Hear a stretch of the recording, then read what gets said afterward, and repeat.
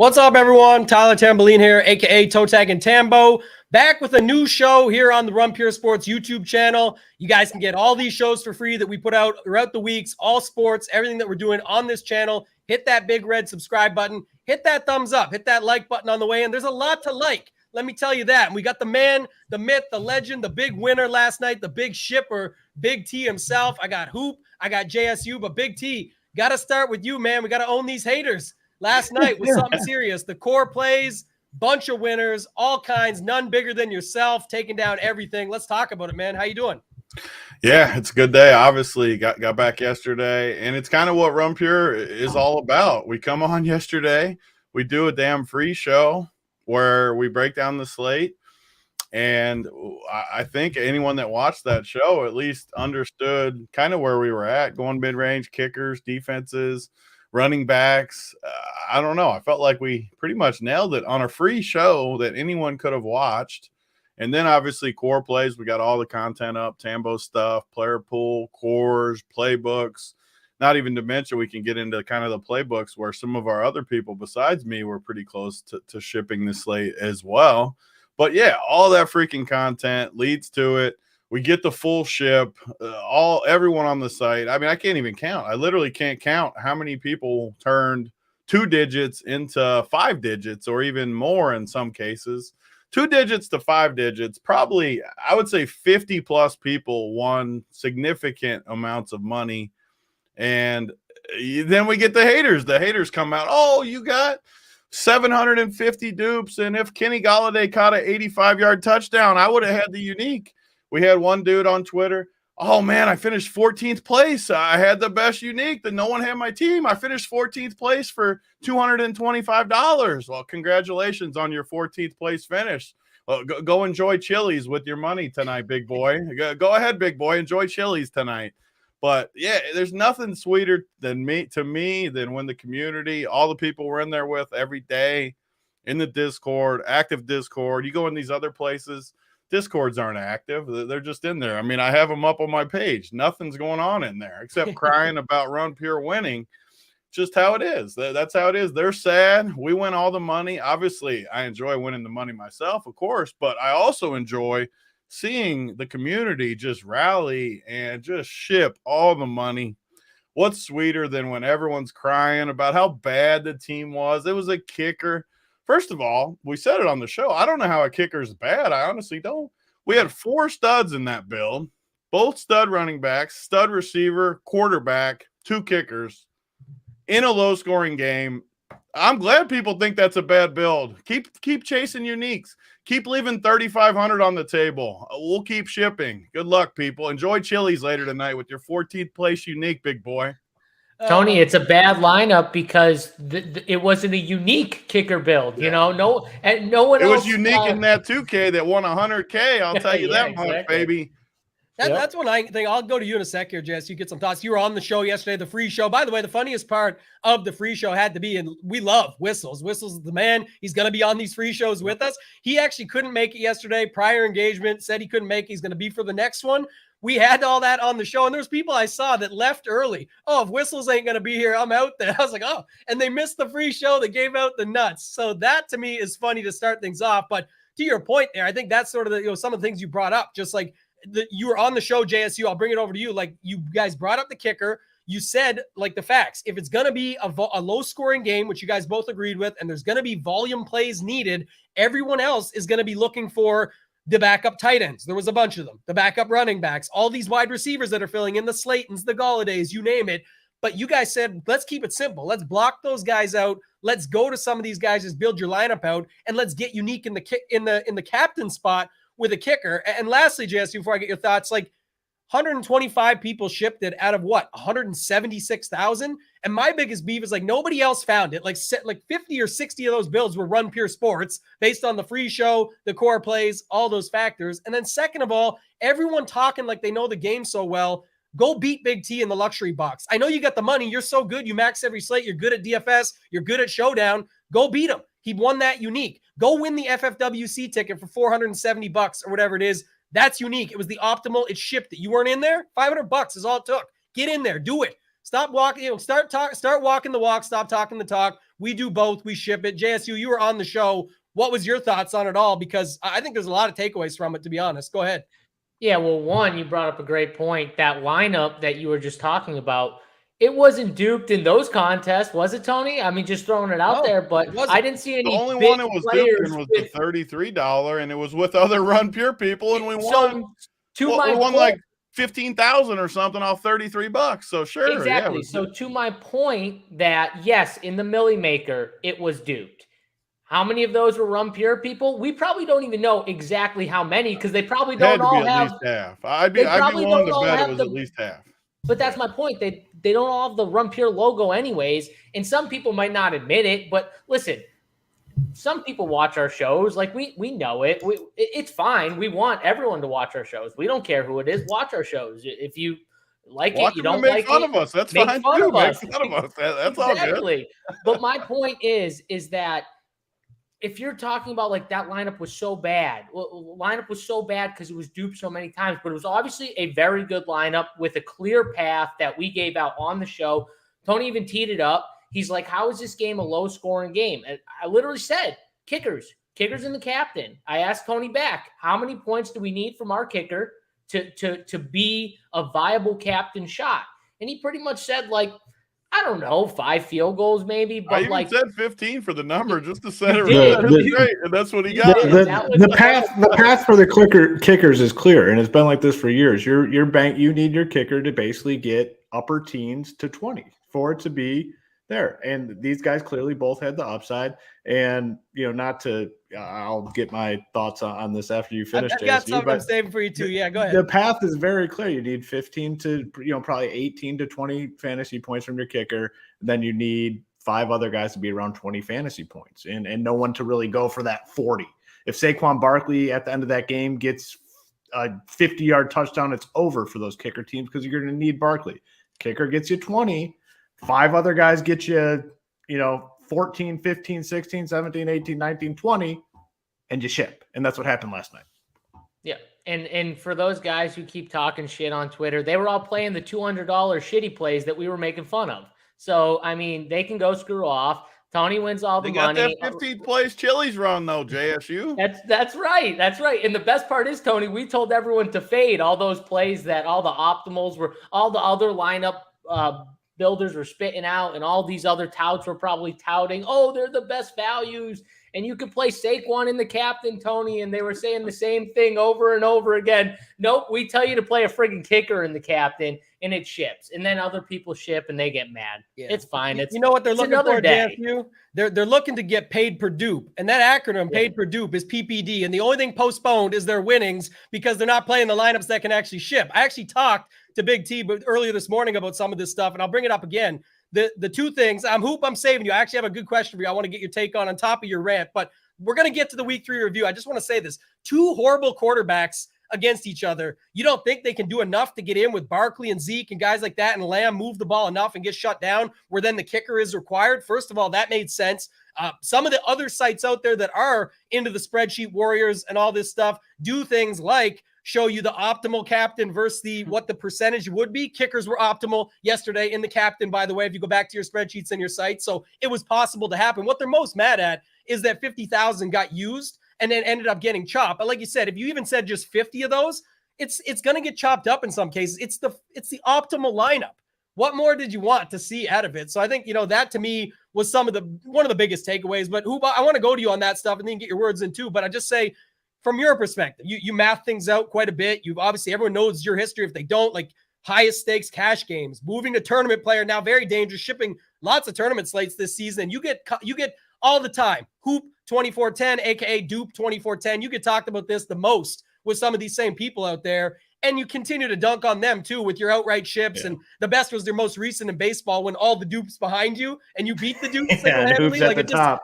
The irony in that stuff, I love it. But from a math perspective, you're like, to me, out of us 3, we all talk about it, the unconventional, me, JSU, and Big T, like the field players. We go out and just do what we think. We watch sports, we analyze them, and we put our time in and build it out and try and help people win the money. You do the same, but I know you're into these spreadsheets too, looking at the numbers, breaking things down to the minus everything.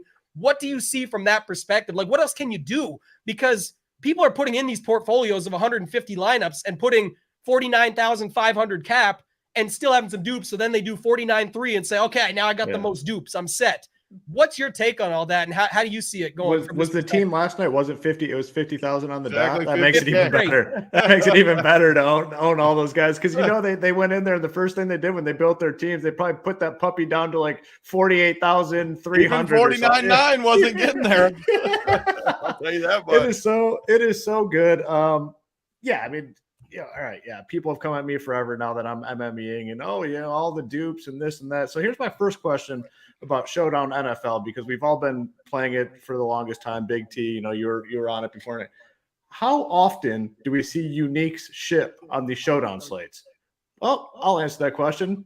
Not very often. And when they do ship unique, it's because a fucking backup quarterback comes in or there's a significant injury, which we talked about. We've shipped it unique too, though. Like that needs to be said as well. Like we've shipped it too. Like, and we have shipped unique, but it's very rare. It's very rare now, especially when every Showdown slate is $1 million up top. There's 170,000 entries in that thing last night. Like it's even more rare this season. Even last year, they weren't putting out milli makers for every Showdown slate. So now it's even more rare. So that's the first thing. If you're building 4 uniques, which these dudes jerk, I mean, it's crazy to me. They're sitting there jerking their dick off after the slate locks to how many uniques they have. Like not even talking about what's happening in the game, just talking about uniques. Nothing happened in the slate yet. There's been no fantasy points scored, and these guys are victory lapping how many lineups that they have that are not like anyone else's. Like it's a good thing. Like it's a proven. Then they're victory lapping their finishing place when they don't ship. yeah. I got 12th with the unique. Well, guess what? Like Big T said, he's going to fucking 5-star restaurant and getting a 6-course meal. You're at Chili's on the dollar menu. It's like, but after 10,000 tournaments, that they'll realize their expectation. Hoop.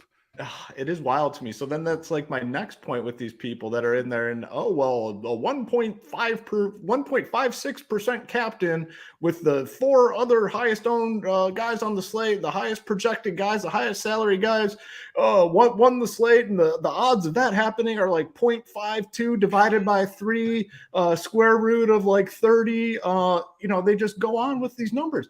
Dude, if you think you're the fucking king of Showdown and you're going to get on there and talk like you're better than everyone because you know the numbers behind it, where are the fucking results?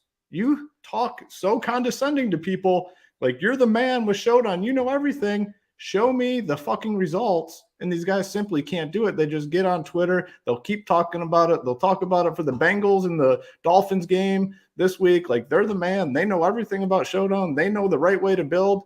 Where are the results? Well, let me tell you where the results are. The results are with Run Pure Sports. You went to any contest yesterday, FanDuel, which, I did not to steal the luster here, but I did ship the FanDuel main one for $4,900. Nothing like the other guys here, but every contest, every site, Run Pure logo at the top. These people fucking hate to see it.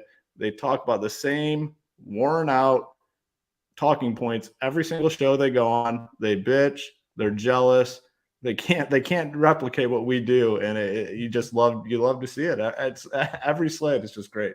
The best part is anyone can learn the numbers and that kind of shit, but you can't teach knowing the game. I love too, and I watch all this other stuff. I even like some of the shows. I do. Some of the content, I'm not going to name the shows because you don't need to go to, but some of them I like. They'll literally mock us like they think they can win watching the games and playing by feel and blah, blah, blah. I love when there's nothing that gets me stiff more than when they start making fun of how we do things. That is great. And they're doing it again last night. Like, we should be so happy because all of Run Pure is winning. Everybody's winning. That just means they're going to make more negative EV lineups in the future. Well, I'm happy too. Send them all our way. We'll ship with all of them. We'll have a little circle jerk. Everyone can be happy, and I'm good with that.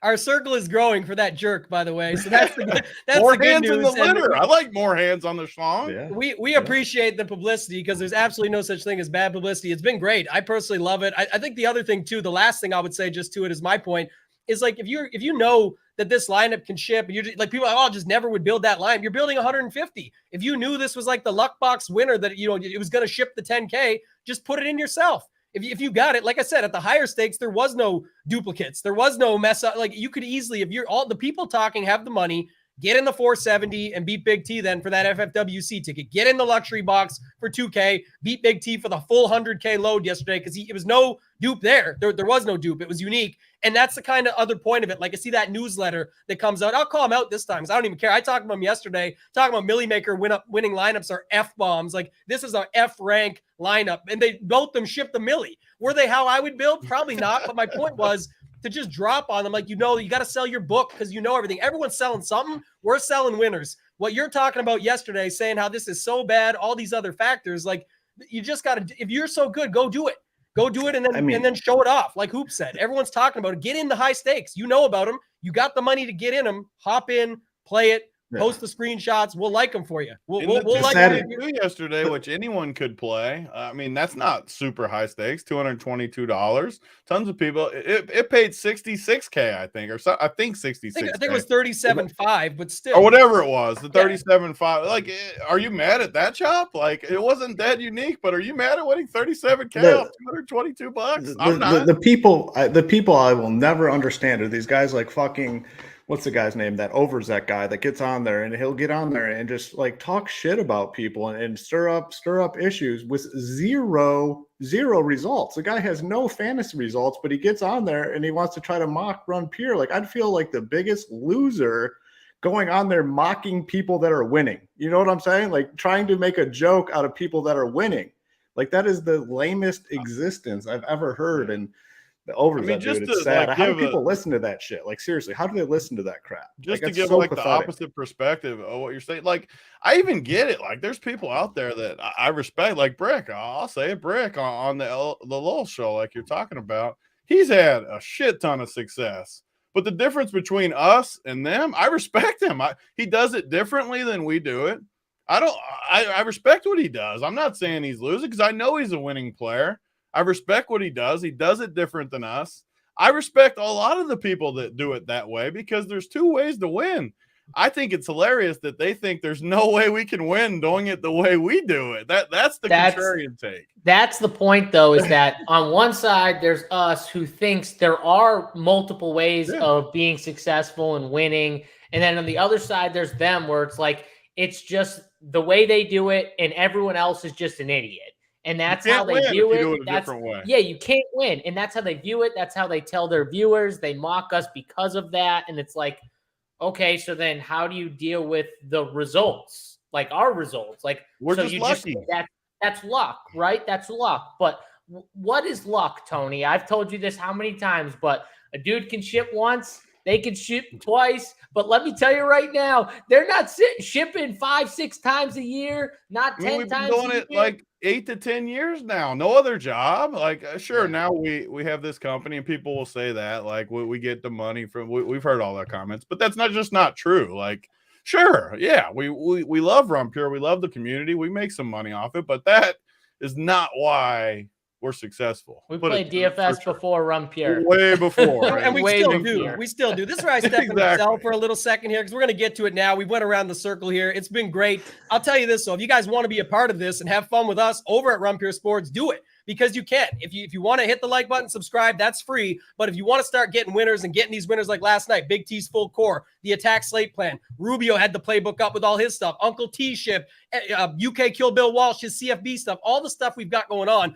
all these winners we've had recently. I shipped golf over the weekend for President's Cup. I shipped Showdown on Thursday. The same thing we were talking about, dupes back then. It's continued on. And that's why the point of this today is just to have this little break at the start to talk about it. But if you want to be a part of it, join it. Like JSU and Big T, everyone Hoop just said, we do this for a living. There's no money that we can get paid per month from Run Pure Sports to amount to what we're putting in on a daily, weekly basis into this sport. We're playing for real money. A lot of these people talking out there, some of them, the ones we said, like we respect, the Bricks, guys like that, will pay. They play real money, of course. This has been their profession too. But they're not even necessarily the ones that are saying anything. Like I never heard nothing from him. It's my point would be the ones that are saying it, oftentimes they're not putting the same money up. They don't have their own site. They're not trying to help others. We love seeing it. That was my point earlier with the newsletter, bringing it up. Like, oh, they have to win 9 slates over the run of the year. We had like 30 people put in $50 or less last night and ship over 10K. They do not need to win 9 slates. They can literally play slates that way for the next 3 years and hope to get on board with another one of these 100-way choppers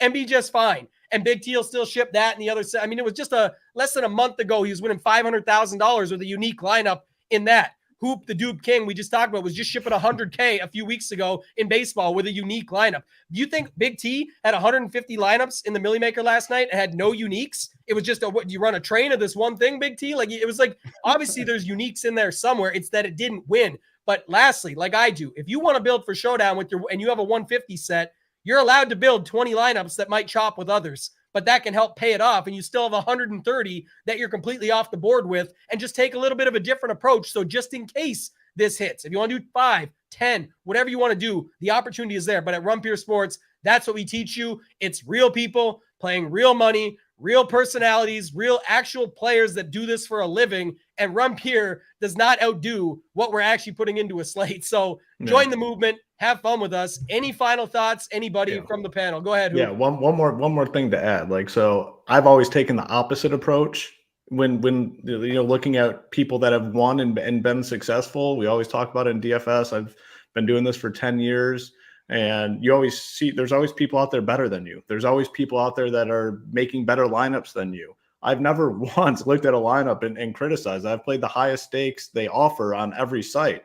And if someone's beating me, instead of saying, man, they made a shitty lineup, they made a mistake, I'm going back and re-engineering. How did they get to that point? Am I missing something in my process? Is there a way that I can build better lineups moving forward? Like, if you just stay stagnant and do the same thing every slate, every week, every day, your results will go away. You'll go down the tubes. You have to always be looking to get better. So if you're out there and like, man, how did these guys make so much money last night? Like, think about the thought process. And it's very easy, honestly, to think about the process, because you can go to the show yesterday where Big T, JSU were on there, and they literally broke it down exactly the thought process. So I would go back, if you're seeing this for the first time, go back, watch that show. See why Big T got on that build last night. See why JSU liked that build as well, instead of coming on and criticizing people and calling them out and saying they're making bad lineups. Listen, guys, over time, you can't continue to make that excuse. Like, it falls on deaf ears at that point. Like, the success has been there consistently for not only me, the entire team at Rumpier Sports. So we're doing something different than everyone else. It's clearly working out. So, my advice to anyone out there looking to get better at building lineups, not only just with us, if you see other people winning, there's tons of great fantasy players out there. If you see them winning, look at what they're doing. Look at their process. See how they're building teams, instead of, criticizing and saying, well, I didn't win, so those people made a bad lineup. Yeah, and that's what I keep saying about getting involved with us and trying to learn from us, others, whoever. Pick who you want to learn from. My point is, you don't want to become a Rumpier member right now. That's okay. You can hit subscribe, get all these shows for free like many people do. A lot of people pick up their first big win from a free show that we've done, and then they take that money and go, all right, I should get involved with these guys. I'm playing $30-$40 a night, 10 nights a month. That's $300-$400. Maybe I should just put my $100 in, become a member for all sports one price, learn a little bit more. And the mantra, I say it all the time, nobody cares, work harder. Everyone thinks it's just for when you lose. It's when you win too. The winnings can get, if you let off the gas when you were winning, like Big T just won the MLB championship for $500,000, $495, but they pay the $5 in advance, but he got the belt. He got all that. He doesn't just stop. His core hit in week 2. He just hit in week 3. He still keeps moving and finding things out and looking for edges for himself and for our members. All of us do that here. That's what our focus is. It is what our passion is. I'm sure you can tell us when we do these shows,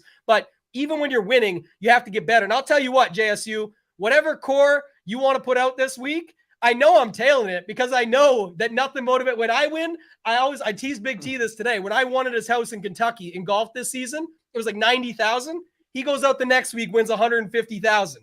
This week, I put up 80,000 over 4 days. Big T drops a 250K hammer on me on Monday. Like, I'm ready for JSU to just ship everything this weekend because I know Big T motivates him to just keep getting after it. It's going to be a big week for my guy JSU. I know it. I will say too, Big T's house is magical because the first time, I think the second night I was there, I won like 100K. I think he won like 30K that night too. Like, literally, the house is just magical. I might just have to have like monthly like stays just for like a couple days, just so I can ship and then leave, because there's something to be said. I'm 2 about for it. 2 out there. We have year 1 party was the Tambo's NBA. 1 for 1. I'm 1 for 1, and I'm coming I'm back 2 for 2. Sure. So you know it's that. I'm 1 for 1 too, Tambo. We're both 1 2 for for 1. 2 last year. Even though, Tambo, you did give me the dustiest dude when we were at Big T's. I needed to ship all the golf money and let you guys have all the rest. Hoop was shipping MMA. Hoop also lost big on a golf dude that weekend too for like 100K plus. That house is insane though. It is the best Run Pure house that there is as far as results. Anything else, boys? We want to get onto this slate. We're going to go back. Obviously, we're looking at week 3, a little bit different, not just from a DFS perspective, going through more of a slate perspective, what actually happened in the games, and then maybe how we can apply some of it to this week, because like Bengals played the Jets. Now this week on Thursday, they're playing the Dolphins at home. So a little bit of a different switch up there, but JSU, Hoop, anything else, Big T, you guys want to add? I just had the final point too. I was just going to talk because, like, just in a more simple perspective, I genuinely don't. I think our edge is just big by watching the games. I don't get what they're even saying, how the roster construction was bad. I know they're making fun of me, and they're definitely making fun of me for doubling down right now. But in a low-scoring game where offenses stall out, the defenses are good, especially Dallas's, why would kickers be a bad play when you can play 4 studs with the 2 kickers? I genuinely don't even understand. I can't comprehend what they're even saying, because to me, that is a great roster. It shipped last year several times in low scoring, not in high scoring games, because there's going to be more scoring. Like when a stud gets 25 or something, you're not winning with a kicker captain. In a low scoring game, though, where there's only a couple touchdowns, I think it's a great roster construction, and I'm thrilled that people think it's a bad roster construction. And to double down what Tambo's saying, not everyone plays 150 teams, people. Hardly anyone plays 150 teams. Our normal people at Run Pure, and 99% of the normal people that play, are playing 1 to like 10 teams. And then the optimals just don't matter near as much. If you're playing like 1 or 2 teams and you're leaving 2,500 salary to be unique, you're going to have a miserable time playing. 99% of people are playing for fun. You know what fun is? Putting $50 and winning $10,500. That's fun. What's not fun for casual people? And believe me, I got neighbors around here that play. We all have fun with it. I talk to them about some plays and different things. They'll put 20 in. They hate losing their 20s.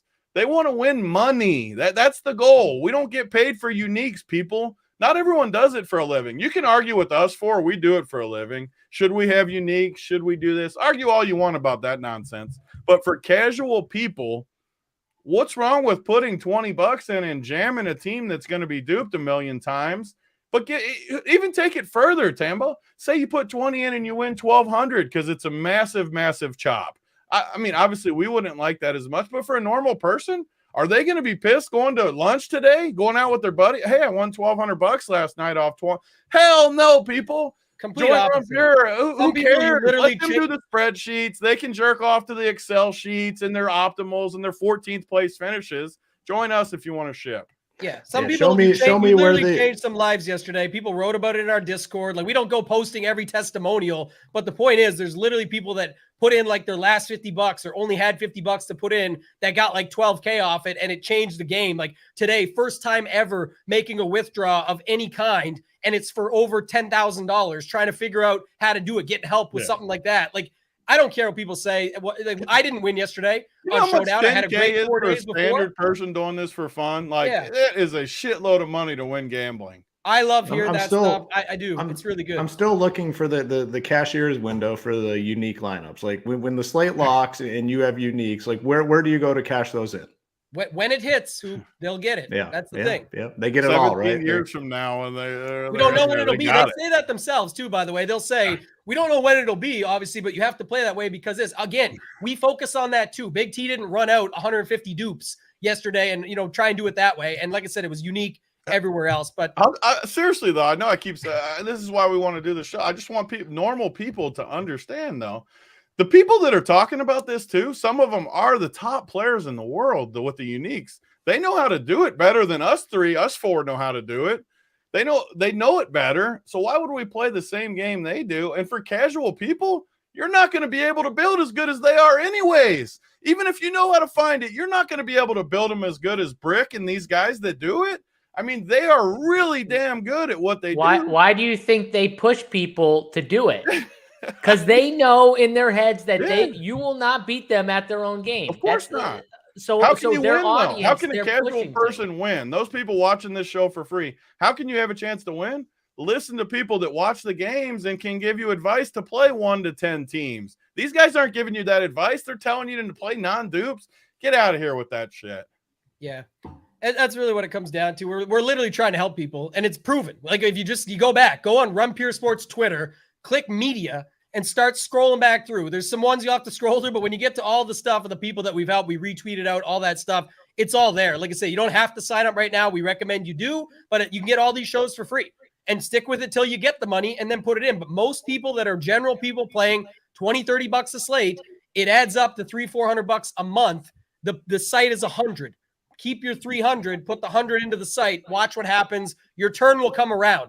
Some people last night said they got the wrong version of your build, Big T, but there's been other spots that they've hit it. Just like 2 weeks ago, they were on the core report for something else. So it's like everyone gets their turn. It always comes around. We all go after and follow. And being a part of a community like that is what helps you get that sense and that feel where you actually feel like you're part of something. And when you're around winners, you typically attract the same thing. That's talking about in entrepreneurship, business, every book you go and read from some of the smartest, wealthiest people in the world. It's the same thing here. It's no surprise why last year and a half or 2 years now I've been with RPS has been my best 2 years. I'm hanging out with Big T, Hoop, JSU, and all the other guys we have that are incredibly sharp, guys and girls, where you're learning different stuff every day. You're getting a take on the slate, and then you're putting your own process to it and putting out winners. So I love it. I think it's the best, man.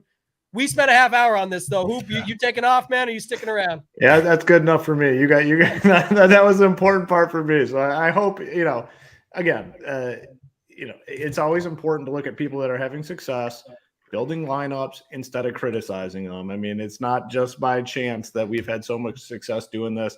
On the business side of it, I mean, I said it before, and I know we don't need to be stroking anyone on this panel anymore, but like, I think it's crazy if you're doing this stuff on a daily basis to not look up the Big T player pool. I mean, this guy literally for every slate he plays puts every single play on the website. And it's not like we're charging $1,000 for Big T player pool. We're charging the exact same for everything on the site. I think people are definitely doing wrong. It's my own fault too. Like last night, I did not have that team on DK. I'm kicking myself because I have free access to it, and I didn't.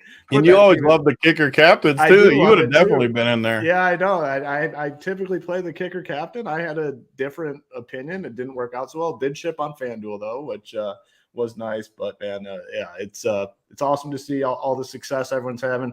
Cool as hell. I mean, when you do what we do for a living, when you see people turning 20 into 27,000, like, that's life-changing money for people. That's life-changing money for people. And there's probably like 50 people last night that are members of Run Pure Sports that had that opportunity. So you just really, really like to see it. It's very cool.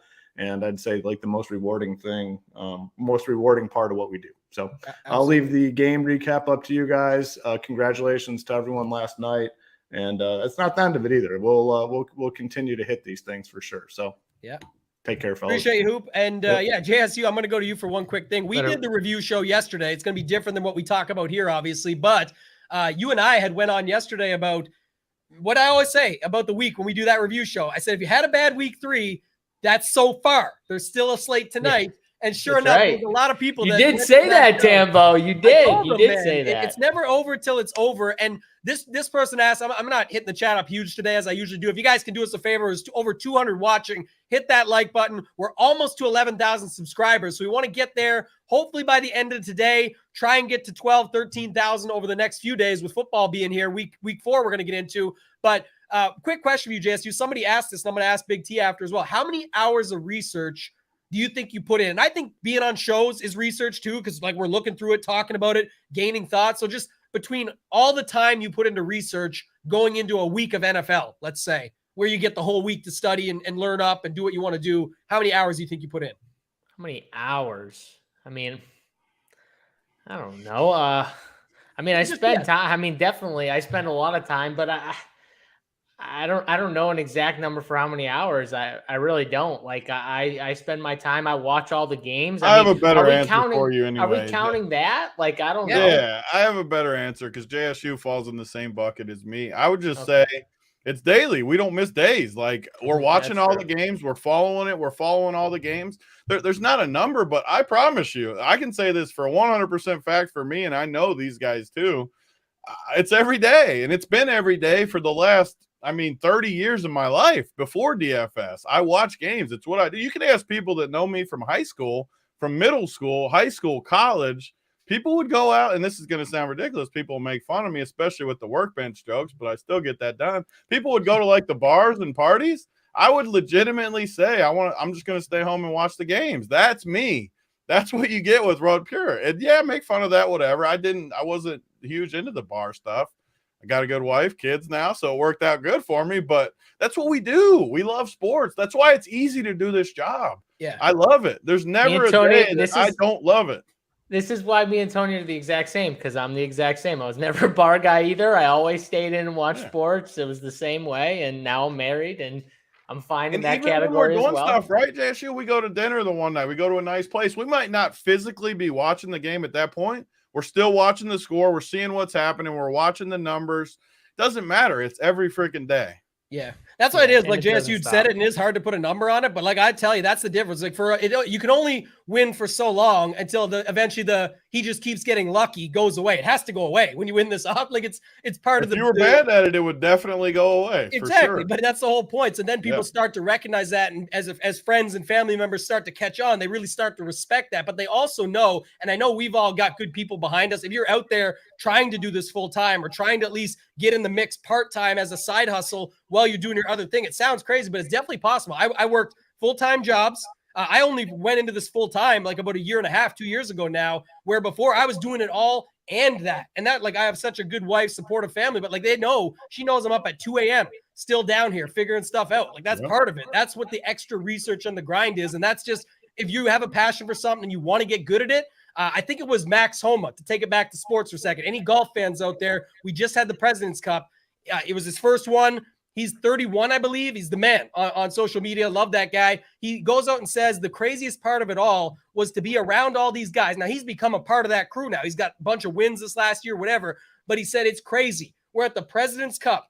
Friends, family members. This is kind of like the bar scene thing Big T just talked about. But Scotty Scheffler lost a match at the President's Cup when his team is going to ship by 1 million. He's still out in the dark making putts. And he's number one in the world. Why do you think that's why he's number one in the world, right? That's there? Why you're number one in the world. He's out in the dark when his team is going to ship this thing by 5 to 6 points or more, probably. In the end, they got it done by 5. It got a little closer than they thought. But the point is, that's what it is. People are looking for luck and things like that. That's not what it's about here. There is you don't just give it to you. The core plays are a great start. Big T gave out 3 plays of the 6 to fill your lineup. If you then put in the hour and watch the free show, you can put it on 1.5x and shorten your time. If you then spent 20 minutes going over the site and putting up on a screen or on your phone or whatever, the core plays, the projections, everything, you could make it work. And that's what many did. But if you're not going to put in the work, it's not just going to happen. That's the difference. It's hard to put hours on it. I know the joke is always 80 hours a week. That's people creating their own simulations, projections, all these factors. But to JSU's point, if you count watching the games, the screen time is like no other some nights, right? You're just on it. It's part of doing business. The games you watch, the time we put into the content, the shows like this that we do, the banter back and forth, the text, the groups, the Discord, all those factors, it does add up, but it's what we love to do. So it's not a job when you're just doing what you love, and then you're helping others win money with it too. Tambo, I will say too, like just to add on to it, you were talking about, working. You had like an actual job while you were still doing this when you first started. Like, I was that person. I literally owned a different business, like completely different business too. And the hours were completely different, where I was always up at 5 a.m. and I would stay up, and then I would watch the games late at night, whether it was NBA, baseball, football, whatever it was. And I wouldn't go to bed until 1 a.m. and I'd wake up at 5 every day. And I did that for the first like 7 years of my DFS, like full-time and I was playing DFS, and I played high stakes DFS during that period of time. So to those of you that are saying like, you can find ways to fit in things, to fit in looking at the content. Like you said, watching the shows, maybe it's on 1.5x, however you got to get it in, you got to get it in. But there are ways where you can figure things out around your actual job, which again, we actually had actual jobs. And then I would run and do shows like for the other company. When I worked at the other company we all worked at before, like I would literally go from my job to like get there in 15 minutes to set up for the show that was in like 15 minutes. And then I would do the show. It's all what you want to put in. You get out what you put in, right? That's a common thread. And it goes back to the RPS situation. It goes back to last night for the last time. But the point being, some people have families, jobs, and extracurricular activities that doesn't allow them to be able to put in the time that we're putting in. And I get that. But that's why I always say with RPS, the whole goal, simplify the slate, provide it, expedite the process, make it so that you can just get on there quick. I got a starting point because I know and trust that Big T spent all day putting his time in to figure out the slate last night. So I'm going to trust that is what so-and-so said last night. They pump in the 3 plays. They said, I got half hour to put in. They jam the show on 2X, get the show in, fill it out. Or if they didn't have that time, maybe they just took his actual playbook. It was in 3 of the top 4 plays. If you looked at the purple, it would have been pretty easy to get to that team. I'll tell you that much. And so my point being is even if you don't have the time to put in, we're not bragging it up like, oh, we put all this time. We're saying that's what we do because that's what we want to do. We get out what we put in. That's what we're trying to get out of it is to be the best players in the world at tournaments, right? That's what we're focused on. And that's what most people are wanting to focus on to win the biggest prizes that can change your life forever. When Big T won the $1 million at the Players with Justin Thomas winning, Bryson Eagle, you already had made a lot of money, Big T, but that's still massive for you, for anybody. It's $1 million. I don't care what anybody says. So that thing happens, propels from there, keeps going. Baseball championships just happened. JSU, countless, won't even post them out. 100K scores. Put the work in. It didn't just happen, but that's the whole point of the site. Get you on there, expedite it for you guys if you don't have the time, and then maybe you ship that 37,500 and it's at a perfect time in your life. You got a vacation coming up, and now you can sit back, and maybe that's when you hit your first 100K score because you had the money to gamble it a little bit because you're playing with winnings. You feel comfortable. You have more time to put in on that week off. You do it, and now next thing you know, you're sitting on 200,000. People wonder how people get these bankrolls and can do what we're doing. It doesn't just appear overnight, and that's what it's all about. So that's what we're trying to say. I think that's enough, boys. I don't know what else. We'll talk about the show. What stinks about this show is that this show was going to be made to actually talk football and actually review each game. Tony, we thought about this before everyone shipped last night, and then it turns into a stroke fest. It shows how much we care, though. Yesterday afternoon, we made this show for today. Yeah, and this was before everyone shipped. So this was not supposed to be some type of circle. Even if we got 0 back last night, say we sucked, everyone was right. The massive kicker train didn't get it done. We get 0 back. We would still be here doing this show because we like grinding for the people. And this show, we want to talk about the games. The chat is so funny. Like this guy here, nice biography, not here for that. We don't even care. But what we do care about is our members. And that's why we don't care. I'm so over it. I'm the nicest guy. All these people we talked about earlier, I'd be friendly with them on Twitter. I love everybody. I think this space is way too niche and niche, whatever you want to call it, small to worry about this bullshit. But the reason it comes up is because it's constant. But the people that know we care are the ones that are subscribed. We've got lots and lots of people that are in there, and they know this is a free show. We're putting our time in for free. We don't have to do this. We don't care, but we care about the people that do care, and we want to put this out for them. So whether it took 45 minutes or not to get into it, that's fine. It's the point is the people that know who we are and what we do and what we care about know the truth. And that's really all that matters. And we all know it too. Like I said, I won $0. I lost money last night after a great 4 days. I was not part of all the fun on RPS, but I'm happy for everybody. I love it. It's literally what I love. It's my passion. Like I said, is helping other people win. Go to my Twitter, all kinds of shit for free. Go to my shows. There's like 10 hours of content that I do every week for free. Drive places to record shows, do stuff, everything. It's because I love doing it. I put more in on a Sunday slate for NFL 1 week than what pays all the other stuff. So it don't matter to me what you think. We're happy to help people. We love doing it. So I'll leave it at that, guys. Let's do this. Let's talk about this slate. Let's go back to it. JSU. For those that don't know, like we talked enough about Big T and all his wins. We love Big T and you guys do too. JSU, I'm going to brag him up for 2 seconds here because this is my favorite thing. And by the way, NBA is coming up in 2 weeks. I think 3 weeks, October 18th. It's going to get even crazier there. But JSU does something that nobody else does. I think it's incredible, to be honest, and it's what I listen for with him. And I always, and Big T and I talk about this, listening to other people and picking up their information. That's why I know JSU was so excited to do this show. But he is the best at watching the games and analyzing them for what he knows is upcoming from it. Like if a team played zone and now they're going to see man, or there was more blitzes in NBA, the rotations, which are so key and critical, he knows it the best. And that's why I was saying to Big T today, you got to get me on this show, man. I want to be on it with my guy JSU. We just did a show yesterday, but I want to be on this one too, because I think this is extremely helpful. So other people can skip to this part if they come in late, but anyone that's here, we appreciate you. JSU, where do you want to start, man? You want to go right back to Thursday night with the Steelers-Browns? It's going to be quick. That game was kind of ugly, but I think we could start there. Anything you saw with that game last week? Yeah, we can start there. That's fine with me. I mean, that was the slate that you shipped, so you're going to be happy to talk about. Yeah, why don't you start with this damn game, Deb? Don't cue yourself up. I forgot. It was because there was a lucky touchdown. I forgot. He just said I forgot. Well, there was a lucky touchdown at the end. Tony, there was a lucky touchdoon at the end. What are you, Dunkel? Come on, Dunkel Jr. No, I think, again, like that game, for me, the big thing was, I always try and relate everything to DFS, so I'll be that aspect of the show. I know you guys can break the games down better, but the Chubb factor for me, and I did it last night with Barkley. Barkley, by the way, Gano, the winning captain, like we already talked hours about, but these guys are just expensive. And I will say this, comparing last night to this game, getting on track here, Chubb was expensive in that game, and we knew he was coming in on splits with Hunt. And forget the touchdown variance that those guys have. It was a lot to split and a lot to pay. And I really had a harder time with that. So I just decided to use Chubb in the flex only. But even then, I only used Chubb in a smaller percentage. I saw he'd be at like 60, 70% in the flex. I used like 40%. Same thing went for Najee Harris. Didn't trust him as much. And I think it was Liz Frank. So it's a foot. I know they were saying he was okay, but I never trust foot, ankle, high sprain, anything like that stuff. So I was lower on him. And my lineup ended up not having either of them in it. So that just kind of shakes down how you can get different on these slates without getting too cute, like I always say. But ugly game otherwise, JSU. Obviously, the shipper is nice, but anything you took away from those two teams, playing each other that week, because this week we got the Steelers at home against the Jets. We got the Browns going to play the Falcons. So anything you could take away from that one?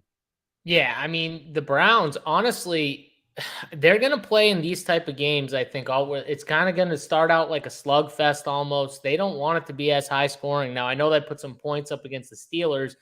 The Steelers defensively are going to have issues without Watt. Obviously, that's the biggest thing. And then they got Mika Fitzpatrick, who's in the concussion protocol. So that's another thing we'll have to watch for this coming week. But I think one of the biggest takeaways from the Browns, if you watch their offense, was kind of looks like Jacoby Brissett and Cooper are starting to get in a rhythm. And with that run game, it's going to just always open up the passing game, because I think a lot of teams are going to try and do more run heavy boxes, and try and force them to throw. And he's going to get a lot of really good looks. And Cooper is an unbelievable route runner. He's always been an unbelievable route runner. That's something that he is one of the better receivers in the league at. And I think that's going to be interesting going forward. But as a team, the Browns, they're going to be like, middle of the pack type team where they can play in these slugfests. They can play in slow games and just force the run and really try and impose, kind of like the Cowboys did, honestly, against the Giants, where they were just kind of imposing their will on them, which we hadn't seen from the Cowboys. They were just running the football down their throats, and they didn't really care. Like, we're going to run, and we're still going to run it. And they just did it. And that's how the Browns are, and that's how they'll always be. That's their identity. But I do think, they're still just like a middle of the pack team. They're not going to be anyone that they're not going to be like amazing or anything like that. I just think the Steelers are bad. And the real question is, when do they switch from Trubisky to Pickett, right? Like, when do you just flip it? I know Tomlin said, I don't know, not now, or he just discounted the question when someone asked him. He was like, no, we're not switching. But at some point, you might have to, right? Like, you drafted that dude high up. You might have to just give it a shot. Yeah, a home game against the Jets would have seemed good this week, but I don't see it happening. Tomlin is pretty stubborn in his ways. He's able to pull off a winning record every year with this team, so he knows what he's doing, at least that much. But it's a tough division these days. Big T knows big Bengals fan over there. I'm a Ravens fan. It's obviously a tough division to be a part of. The one key takeaway, and then I'll flip it to you, Big T, I took from that JSU was the Cooper conversation. Again, relating back to DFS always for me, but I just think, again, 6,300 this week against Atlanta. The thought process of what we saw last week, there's all these stud wide receivers, but he's a wide receiver one in that offense. It's just attached to a shitty quarterback and usually a bad spot. But hey, he's still been getting the job done and he gets there. So I wouldn't hate on him as sort of a one-off, or if you want to find a secondary stack in that game or something. I just think you can always look for little things like that where others aren't doing that. They're either going up to the studs or they're dropping down to the real cheap guys, like especially after last week. Everyone saw Mac Hollins, Chris Olave. They had Zay Jones, like a bunch of these guys coming through, where I think that could be a spot where you get on a guy at a middling price. Big T, anything for you from this game additionally? Yeah, I mean, just a couple points. I mean, like JSU said, I thought Cooper looked great in week 2. I was a little skeptical, but week 3 he looked great again, and Jacoby looks pretty good. And like JT Hayes said, Atlanta is a spot that we want to target a little bit. I haven't looked ahead at the schedule, so I'm glad you kind of said that before each game. That's nice to think about that. But Atlanta, I mean, they're going to be a good matchup. So you have to have a little interest in Coop in that. And even in Njoku look good. I don't know what would happen if they were playing from ahead. Maybe they run way more, but blah, blah, blah. They were kind of ahead most of the second half here, though, and we're still throwing a little bit. Atlanta's good enough, though, to where I think they can keep the pace enough to get Cooper some looks. I think they look good just because they can dominate the line of scrimmage a little bit. The Browns, the Steelers, though, I said it after week 1. They beat my Bengals, but, man, they looked miserable doing it. It was more of just Watt dominating. Bengals weren't really together. The O-line was new. Just it was fluky, put it that way. And that's not just because I'm a Bengals fan. It's just the truth. Like it was a fluky victory. I even said I'd feel better about being a Bengals fan even after the loss than I would a Steelers fan. They just don't have anything. They should get the young guy in there. Najee, they got no line. Najee can't do it. The one guy I really liked that I'm going to like in Showdown more than main slates the next time they're on, Pickens. The dude just looks like a stud. He made a great catch last week. He's going to get more and more involved as the year gets going. And, yeah, I think he's a stud. I don't really see anything else I liked from Pittsburgh, though, besides Pickens. Tony, also those division games, they're always going to have those weird things happen. That was a Pittsburgh, Cincinnati coming in division. When you have division rivals and stuff like that, those games always can get a little weird, and you see things that you're like, okay, that was kind of fluky or whatever. Yep. Like it just happens. They know the teams really well. You know what I mean? Because you play them multiple times. Yep. Yeah, and the other quick thing, just you'll be waiting a minute for that Pittsburgh showdown slate. I just looked at all of October. They don't have any more? They're not on there. We're getting a lot of Russell Wilson, though. I'm not disappointed that they're not on anymore, just to be honest. Russell Wilson. We don't need to see Russell Wilson in prime time again. Can we flex that game out, whatever it is? Can the NFL two of the next 6 JSU are Denver Bronco games. Broncos. God. Yeah. Why? So let's move on. Let's go to the big one last week. This was a heavy-hitting game, JSU. I'm going to go back to you first. Bills at the Dolphins. Dolphins squeezed it out at the end. We had that last-minute situation where they couldn't get the ball spiked. We had the sort of flailing throw from Josh Allen. You and I talked a little bit about this yesterday. The one thing I'll say, Bills are playing the Ravens this week, so we got Josh Allen up against Lamar, who's looked incredible, but also that defense has looked horrible. So this could be a little back-and-forth setup. And then we got to see what happens with Buffalo's secondary. I saw today they were bringing in Xavier Rhodes to maybe boost up. Again, long time since we've been talking his name up, but I'm just saying could be a back and forth there. But more interesting is the Dolphins coming off the win, short week, rookie coach Mike McDaniels worried about maybe what Tua's situation is, but they are in Cincinnati coming up for this next showdown slate. Talk to me about Bills, Dolphins, week 3. Yeah, I think the first thing is, man, did weather play a part in it that we did not even think about as a whole, I think, was all the dudes cramping. I mean, Tambo, we talked a little bit about it, but tell me that did not play a monster factor in the game one. From a fantasy perspective, it definitely played a huge factor because we saw high-owned dudes that were literally, they needed to come in for a play. They'd had to come out for like 4, and they're literally lying down on the ground. Dudes are stretching their hamstrings and their calves, and Steph Diggs, I think, was one of them. There was a bunch of linemen coming in and out for both teams, getting injured, dehydrated. all that type of stuff where they had to go get fluids. Dawson Knox and McKenzie had to go in the locker room during the third quarter to get probably IVs or I don't know what, but to get some fluids in them. So there was just a lot of things that happened in that game that was kind of interesting. I want Tony's perspective though. So Tony, Tua gets hit, right? He falls on his head, flops back, he gets up, right? Kind of takes like 2 steps normal. And then all of a sudden you just see him kind of just lose it, right? Gets a little wobbly. His lineman does the smart thing, grabs him, right? Tries to hold him up. And then you see him kind of lose it again while his lineman's holding up. And then they say, everyone thinks it's a head injury, right? They say it's a back injury at the end. He cleared concussion protocol. He comes back in. I mean, come on, really? Back injury? Are we really buying back injury here? Yeah, I mean, he was clearly concussed to me, and obviously it's a big game for them, even though it's week 2.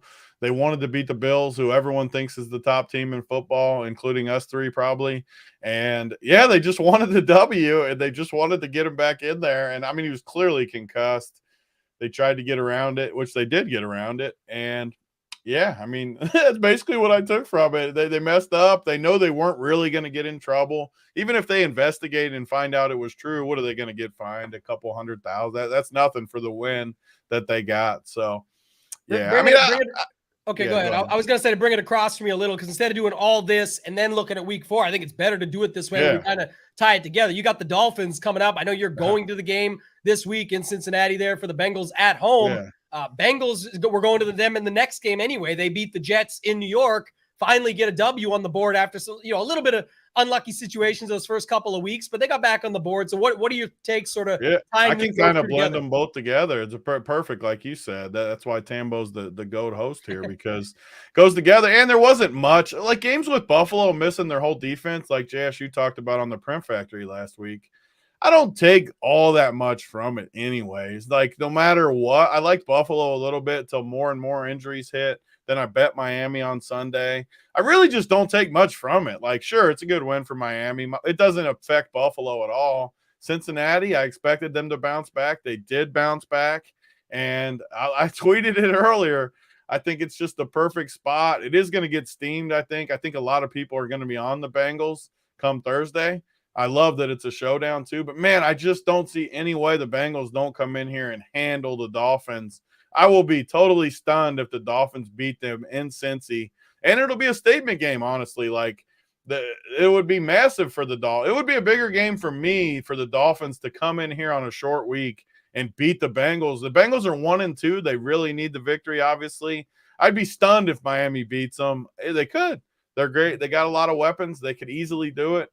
I'd be stunned, though. I absolutely love the Bengals. You don't even have to pay for the content to know that. I'm going to be heavy Bengals. I'm going to bet a big number on the Bengals. I'm going to go to the game, and I'm going to root on them to pound them. And just as far as the Cincinnati game, I didn't think much of the Jets. We don't really need to go super into that game. Bengals look good. Jets look bad. Basically exactly what I expected. And not really. I mean, maybe you guys got something for that game, but to simplify my end, Bengals bounce back nice. Jets kind of what we expected. Bengals huge on Thursday. All right. And Tony, we got a team in Miami. They blitz a lot.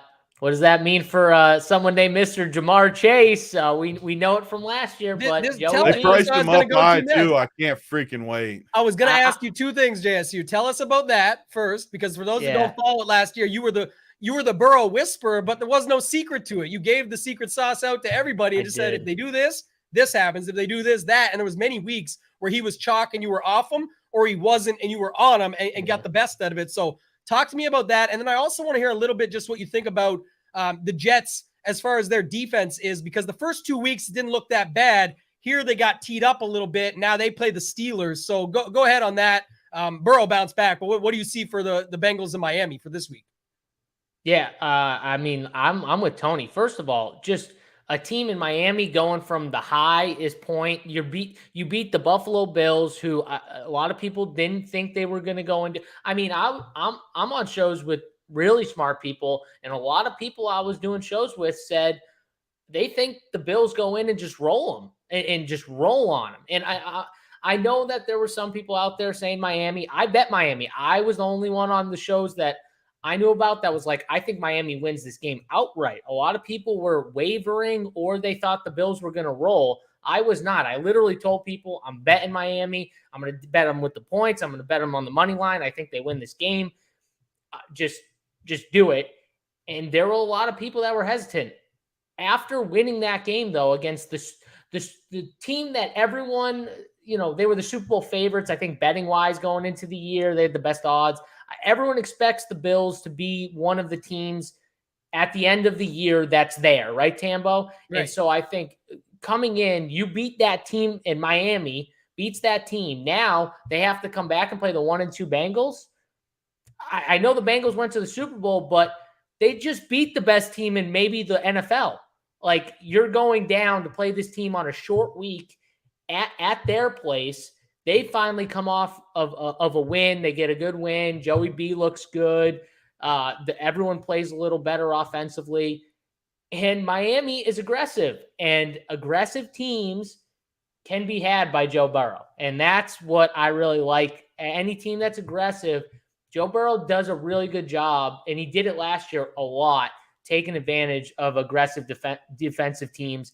And I think we're going to see some points in this game, which will be fun for fantasy. It'll be fun for the Bengals, and I think the Bengals win is the takeaway as well. I like that. I remember the call from last year. Do you remember, sort of like, again, it's a look ahead. That's what we're trying to tie these things together. But like Burrow's favorite target in those situations, because I guess the conversation I'm hearing early in the week, it's only Tuesday now, but we're 2 days away from this game where Jamar Chase, he's going to get ownership in showdown. It's showdown, but the point being Jamar Chase is going to get locked down. X Howard is better than people think, all these factors. But do you remember what the usage was like, or sort of the snap shares, target share, if you will, for a guy like Burrow passing it out to his dudes in these coverages last year? Or do you?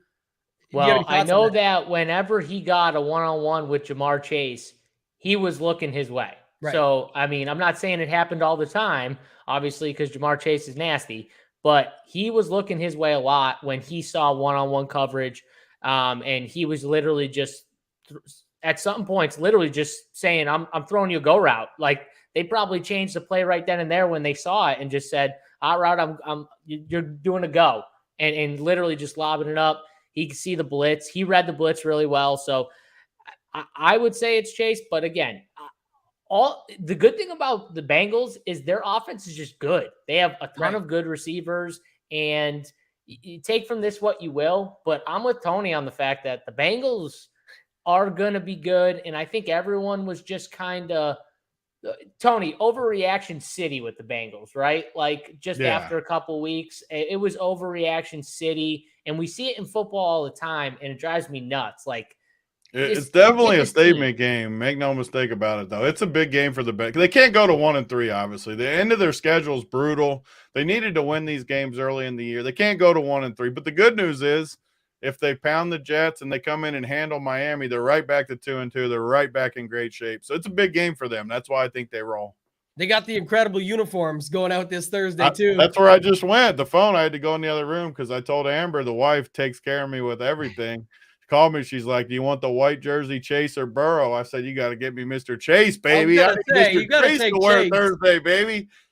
And he's number one. You got to have that. Yeah. So, real quick to the what was I going to say? Oh, someone mentioned in chat. So we're going to see Burrow get sacked 5 times. This might be the whistle slate. Get that defense against Burrow because it's just going to wake him back up and he's going to go off. But he will take sacks. Showdown. Literally aggressive. Always. Yeah. Every single showdown slate. I will play it every showdown slate for the rest of the time. It's a great little edge right now, too. I love that one as well. Let's move on, guys. Let's go to Raiders, Titans. This was a good one. Back and forth. Our boy K. Fallick, I know he loved Mac Hollins. He got the avatar change in our Discord over at RPS with the afro hanging out and everything and just having a good time with it. But he had a huge game.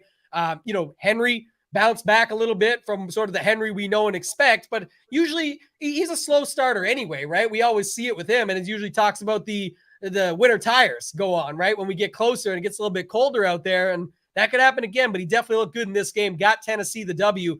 Titans versus Raiders, JSU. Or I guess, Big T, you go first on this one. Everyone said you might have stepped out for a bench session, but now we know it was just to get a new jersey. So go ahead. That would have been about how long the bench session was. It was about the right timing. That's why I had that to bring wasn't that what up. I was doing. I Yeah. promise you. No one's home right now. But I don't know. The Raiders, I picked the Raiders to win the division. We could talk about the division as a whole. Everyone thought they'd be the best division in football, and they might be the most disappointing teams in all of football out of the gate.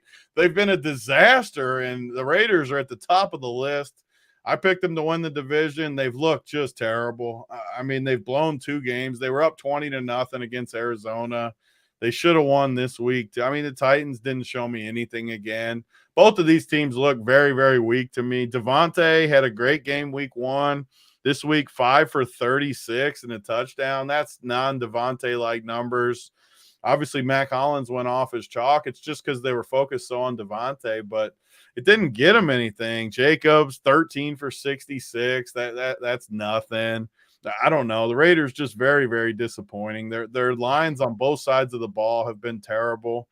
I don't love the Titans either. I mean, Henry went 20 for 85. That's fine. Against a weak D line, the Raiders don't stop the run very good. So I don't know. Neither one of these teams impressed me to keep it kind of short on this game because nothing stuck out to me all that much. The wow factor, the acronym being waiting on Waller. We're still waiting on Waller here, man. Like this guy cannot seem to. I mean, we got it out of Pitts. Finally, a little bit, at least in that Atlanta. It wasn't even I think big Waller's got a harder time getting there. People haven't acknowledged it, but man, when you had Devontae and obviously Renfro was out this week, but you got these guys that want volume. The Raiders don't want to run a ton of plays. There's just not enough football to go around. Like they can't all get there. There's not enough volume for volume guys. They're all 3 volume guys. There's just not enough volume there.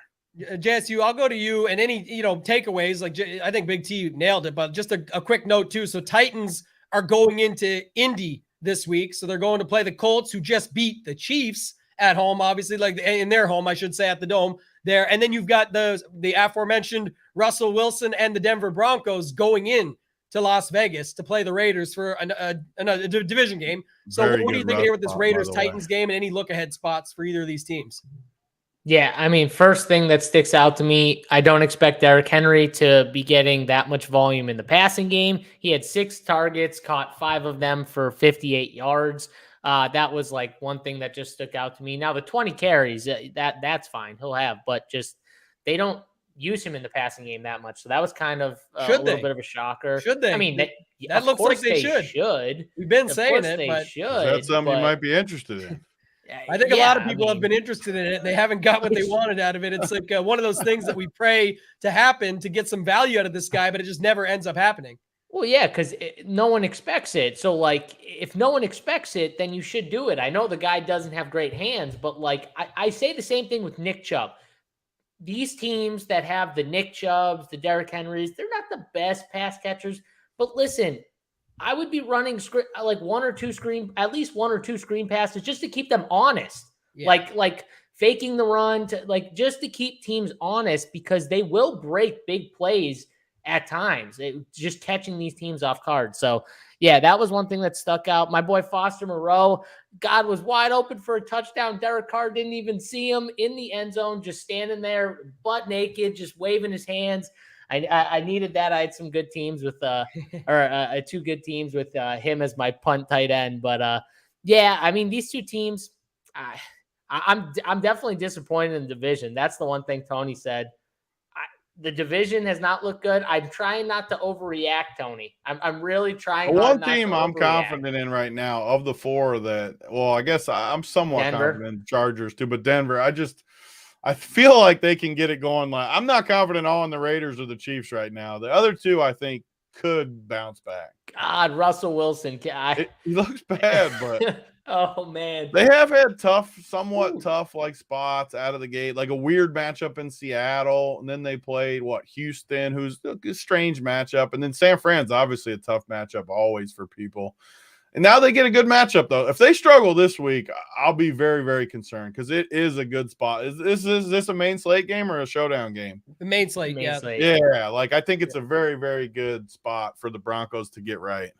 Yeah, I actually like that call quite a bit. And then when you see the Raiders just lost this close one, so I don't know. We'll see how it shakes out. One thing I will note, DFS perspective, at least from that game, Hollins was 8 or 9%. K Fallick won't let you call him chalk, but I really didn't mind this. I played it in some tournaments where when he comes in that low owned, he becomes a good. Sometimes we overthink it. Same with the Danny Neeks. But we got to hold ourselves accountable too. I literally told people on the Up to Lock show. JJ asked me this question. He said, "What's the ownership for Mac Hollins?" He was just asking, like, seriously, what do you think in tournaments? I said, I don't think he's gonna be more than 10%. Yeah. Like he's just not. There's other cheap dudes. He's not. No one's friggin' lining up to play Mac friggin' Hollins. Like no one is just lining up, loading him in their lineup to play Mac Hollins with Derek Carr as the quarterback, and there's Devontae who's going to be popular. It just wasn't happening. I didn't see it. That's I think why I thought it was okay. Right quick, but like I said, my other mantra, it's not who you play, it's how you play him. Even if you thought he was going to be a bit chalky, throw him in with Waller, Carr, and Derrick Henry. Derrick Henry gets going, speeds up the game on an early big touchdown, breaks it, and then Carr gets going back the other way, or a secondary stack for the same reason. If no one's paying up at running back and they're paying up at wide receiver, which we knew people were doing last week, you could play Henry and then use a guy like Mac Hollins across from him as just a spot you could see getting going back and forth and not needing a lot at a Hollins. You actually would have been extremely rewarded for that move, but based on what you ended up getting, you would have been very surprised with it and happy, but just little things that you can look at for ways to make your lineups a little bit different on a week-to-week basis. Big T, go back to you, man. We got Saints played the Panthers. Panthers took this one down 22-14. I don't have a lot here for this game, but let's get your breakdown on it. What do you think? Yeah, I mean, I agree with what you just said. First of all, I've been down on the Saints for 2 years. This is one where JSU's definitely got to take an L on his Saints because we did the Prep Factory week 1. The man had them in the Super Bowl. They're they're a bad football team. I know it's only week 3. We can overreact. Their defense is good, so I mean maybe they could turn it around a little, but man, they've been bad. And Carolina's bad too, and they won. Carolina's defense was a great play just because it's always a good play against Jameis. I don't have a ton from this game, honestly. Both teams, I think, are really terrible, and maybe the defenses are okay in the right spots, but McCaffrey, I mean, what was McCaffrey's final line? 25 for 108, 2 catches for 7 yards. Why are they not getting him more involved in the pass game? Why are they not using him properly? But he's still, 25 carries is good for him. I don't see anything else. I mean, DJ Moore, only 1 catch for 2 yards. He's interesting to talk about. Yeah, I was going to ask you before I go to JSU. I thought you were going to bring this up, Big T. One guy was missing from this game. Yeah. He must be the heart and soul of the team, but no Taysom Hill. I honestly think he is the heart and soul of the team. Like, I do. He's out. And you still can't get Jawan Johnson there. You can't get Kamara there. You can't it don't matter. Stop playing freaking Kamara, by the way. Dunkel, I'm looking at you now, Dunkel, from the freaking Up to Lock where I tried to. Lock? How the hell is Alvin Kamara a lock, Mr. Dunkel? We called out other people. I'm coming for you now, Dunkel. You win all the college money. You win a lot of money and other stuff too, but you got to stop playing Alvin Kamara. I don't care what his price is. I mean, I thought you were going to come into him for the Jets take, the Jets Bengals take. I thought Thank you for Dunkel. I'm coming at you for the Jets take too. Get him. JSU, let's talk about this game, man, because that was for me, that was the biggest takeaway. I guess if I said I didn't have much, but that's just makes it so when Taysom Hill is back, how could you ever play these other guys? Even when he's out against the Panthers, they can't make anything work. Olave would be the takeaway, I guess. The main thing definitely is a good takeaway because he led the league in air yards and then has a big game. You have to be interested in him. He was the air yards king and then did the work on it. So he got 24 DK points or something. Go ahead, JSU. Talk to me here. Yeah, I mean, he fits too. Everyone liked him too because he fits with Jameis Winston. Jameis Winston wants to throw the ball downfield. He doesn't like those short. Those dudes who just do all their volume, racking up short catches and running the short route. He wants to throw down the field. That's always what he's wanted to do. It's sometimes why he's gotten in trouble is because he will force it sometimes. He's gotten a little better at that. But at the same time, that's the thing with Chris Olave and why he'll be a fantasy producer. I think it's going to be hard to predict because Jameis is so inconsistent. It's not because of Chris Olave. Everyone's like, he's got to catch the pass. Well, Jameis overthrew him 3 different times 2 weeks ago. So that he had all those air yards, but Jameis missed them multiple times. I know that. So that's one thing that'll be there though throughout the year. Obviously, it's going to keep happening. For the Saints, I mean, first of all, Tony on the Print Factory made me pick someone with longer odds to go to the Super Bowl. He picks the Vikings. which the Vikings And they look just as bad for the record. So you're allowed to make fun of me too. No, but I'm saying the Vikings were a fine pick for what we were doing in the print factory, and I wasn't going to pick. No, I'm not letting you make me feel bad about the Vikings either, because they're bad too. Oh yeah, I'm not taking the Vikings, but the one thing I will say about the Saints to me are going to end up being that team where they play teams close. They'll play teams close and they'll lose like too many of those damn games. They just can't score. Yeah. And Alvin Kamara looks bad. That's the other thing that are we glossing over the fact Tony just yelled at Dunkel through the show for playing him and saying he was like a lock, but he doesn't look good. He wasn't even that cheap anyways, was why I was coming for Dunkel. I didn't understand why he thought he was that cheap. I'm not going to say as much, but I would say like he was 7,000 once Taysom was out. Like you got to think it's finally a spot to get right. At least from, you don't have to sprinkle them into all your lineups. You can just mix them in. I hate the way they're using them though, Tambo. Like they don't have an offense. Like I just don't see. And it's just like you said, it's a product of, I think there's two things I'm going to say quick because then we'll move on to the next game, the Ravens Patriots, be ready. But the Saints Panthers was Jameis, who doesn't use Kamara enough or at all. And it was Baker, who everyone's saying can't get enough out of CMC. That squad together, just not checking it down enough, not what you expected to see as much. Again, like you said, Big T, he got more touches, 25 total, but that's fine. It's just not what you fully expect, and at least the results aren't that as well. Lastly, I'll say you guys should have a little bet to settle it this week. Guess who plays each other this week? Does Vikings and Saints play? Oh, that's the London game, Tony. We get the London game, and it's I was just gonna say that. Tell me it's not on the main slate. No, you guys got to game. It starts at 9:30 a.m. our time. God. Well, I'm so glad that's on a different slate. Yeah. Either way, that's a terrible spot for the Vikings, by the way. Like the Saints match up pretty good against them, I think. He doesn't want the smoke, JSU. He's backing out of the bet now. He won't back out. I'll take Minnesota versus the Saints. I'll get in on that. What's the number? Let's move on. Let's go to this one, Big T. This one, I'll take the bet. I'll take the bet if he wants to, but I do agree with Tony. I think the Saints would actually play a team like the Vikings. Again, though, they're gonna play teams. Vikings, yeah. They're only favored by 2.5. Yeah, I like the Vikings for sure. But my point is, the Saints are gonna play teams close all year. I think they just they will. It's just they can't score enough to, I think, win a lot of these games. And I'm telling you though, look at Alvin Kamara's numbers. Like you need to use him in the passing game. He's also always didn't been Michael really Thomas good. leave that game for a bit? Yeah, he's going to be hurt plenty. I mean, like that's another point. Like Kamara still couldn't get usage with all this shit going on. He can't get usage, man. That to me is crazy. Our man Yeezy in chat, Landry and Michael Thomas a little hurt. Well, yeah, they're going to be a little hurt all year. That's what they do between the two of them. I think Landry's going to be okay, though, right? I think they said he's going to be okay. Besides the fact that he's just dusty as shit. Well, yeah, I'm just saying though, they can't lose like their whole receiver core, and then they really won't be able to score. But yeah. All right, I want to go to this game, Big T, because it is interesting. Like I said, the back and forth this week, it makes it even more interesting because now the Ravens are playing the Bills. They're back at home, mind you, but they were on the road against New England.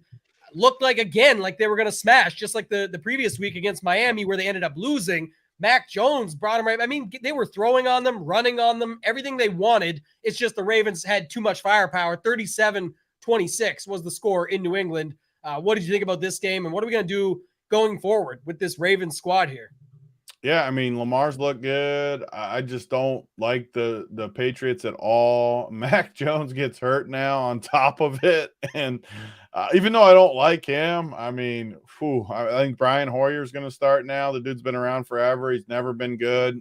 I hate New England so much. I don't know who they play this week. I'm sure Tambo will tell me in a minute. But whoever they're against in Green Bay. Oh, Green Bay's ugly too. So I don't love that spot. But back to Baltimore, I mean, they've surprised me. They've looked good. They blew the Miami game, but they had some secondary out and different things. But I don't know. They've impressed me. They've been better than I thought. I know a lot of people were high on them coming in. I was kind of down on them. I mean, Lamar has impressed me. Andrews might be I think he is the best tight end. I would actually put him ahead of Kelsey right now with how they use him and just the volume he gets. But man, this week, Buffalo coming off that loss, I'm pulling up the numbers. Yeah, they're -3.5. I will be betting big on Buffalo this week. Them losing last week, they're not losing 2 in a row. I'm glad it's in Baltimore because it gives us a better price. They'd be like minus probably 8 or 9 at home.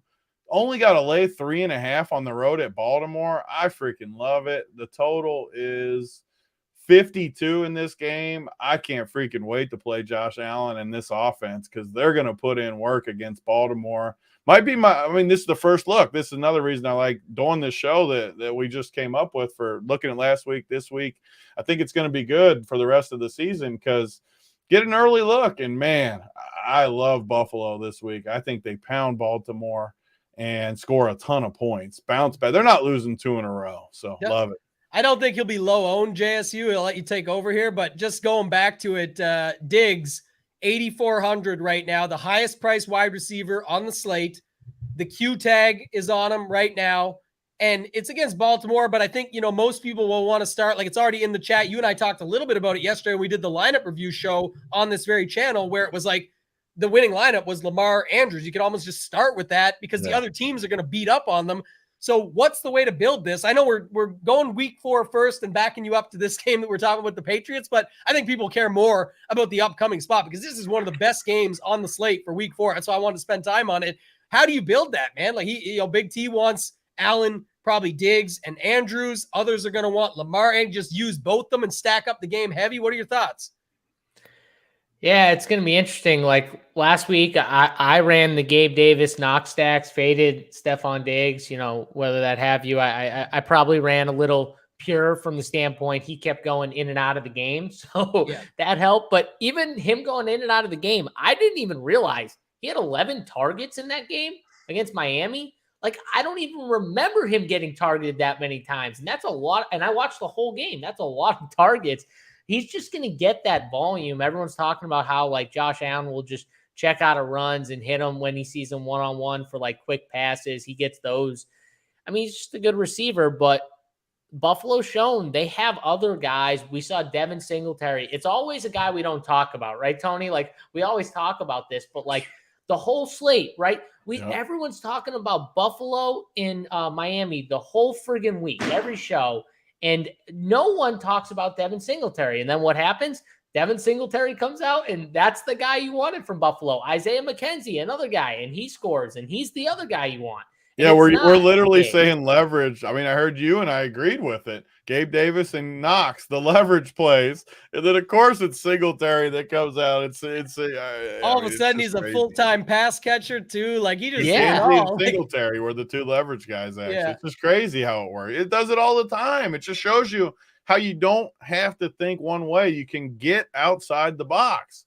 Yeah. One note, JSU, I'll let you take it back to the Patriots spot here, but one note just to tie them both together from my perspective, Ramondre Stevenson against the Baltimore Ravens last week, 12 attempts on the ground, getting over 6 a carry, got 5 targets, caught 4 of them. So I think if they use Singletary the same way they did last week in this spot, maybe that'll work again. Like maybe that's just another way where people never go back to that, or usually they don't. So I'm just thinking early. We'll see how ownership all shakes out and whatnot. But any thoughts on that, tying it back in to the Patriots-Ravens game?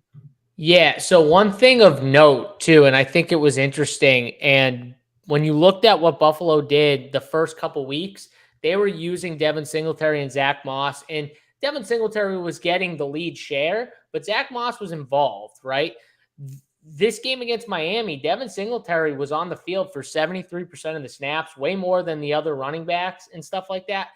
I think when you get good teams that are going to give Bills the competitive games like Miami, maybe like Baltimore, you're going to see their best players be on the field more. And that was one thing I took away that I think I'm going to have for the next slate when they play Baltimore, who I think is another pretty good team who can put up points. Now, do I think the Bills win the game? I do.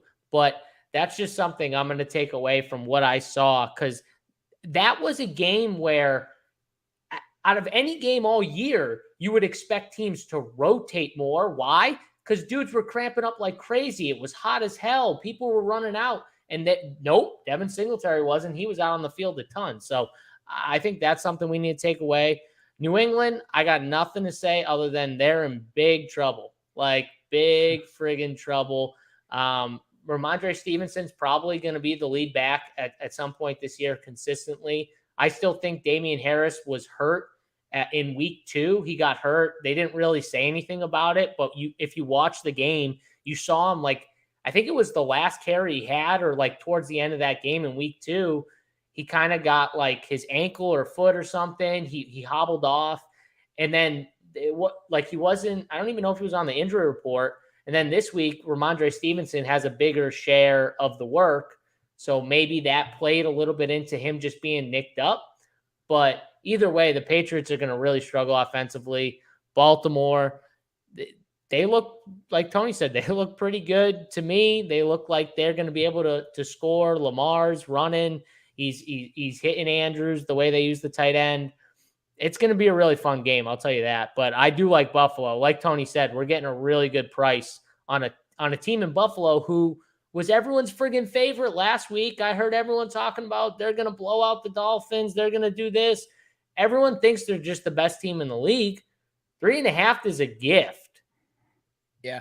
Looks pretty good. One note I had to, me, I go back and do my quick stuff and find it. Mostert in week 2, great numbers against the Ravens. It ended up being him instead of Edmonds that week. This week it flip-flop. We all know that sent Big T into a run where he had to go crush everybody that said his plays sucked. So he goes and does what he does yesterday, because I told you, it's all motivation that slides towards. You're the best way to get the best plays out of Big T is piss him off and poke him a little bit, and then just take the plays and use them yourself.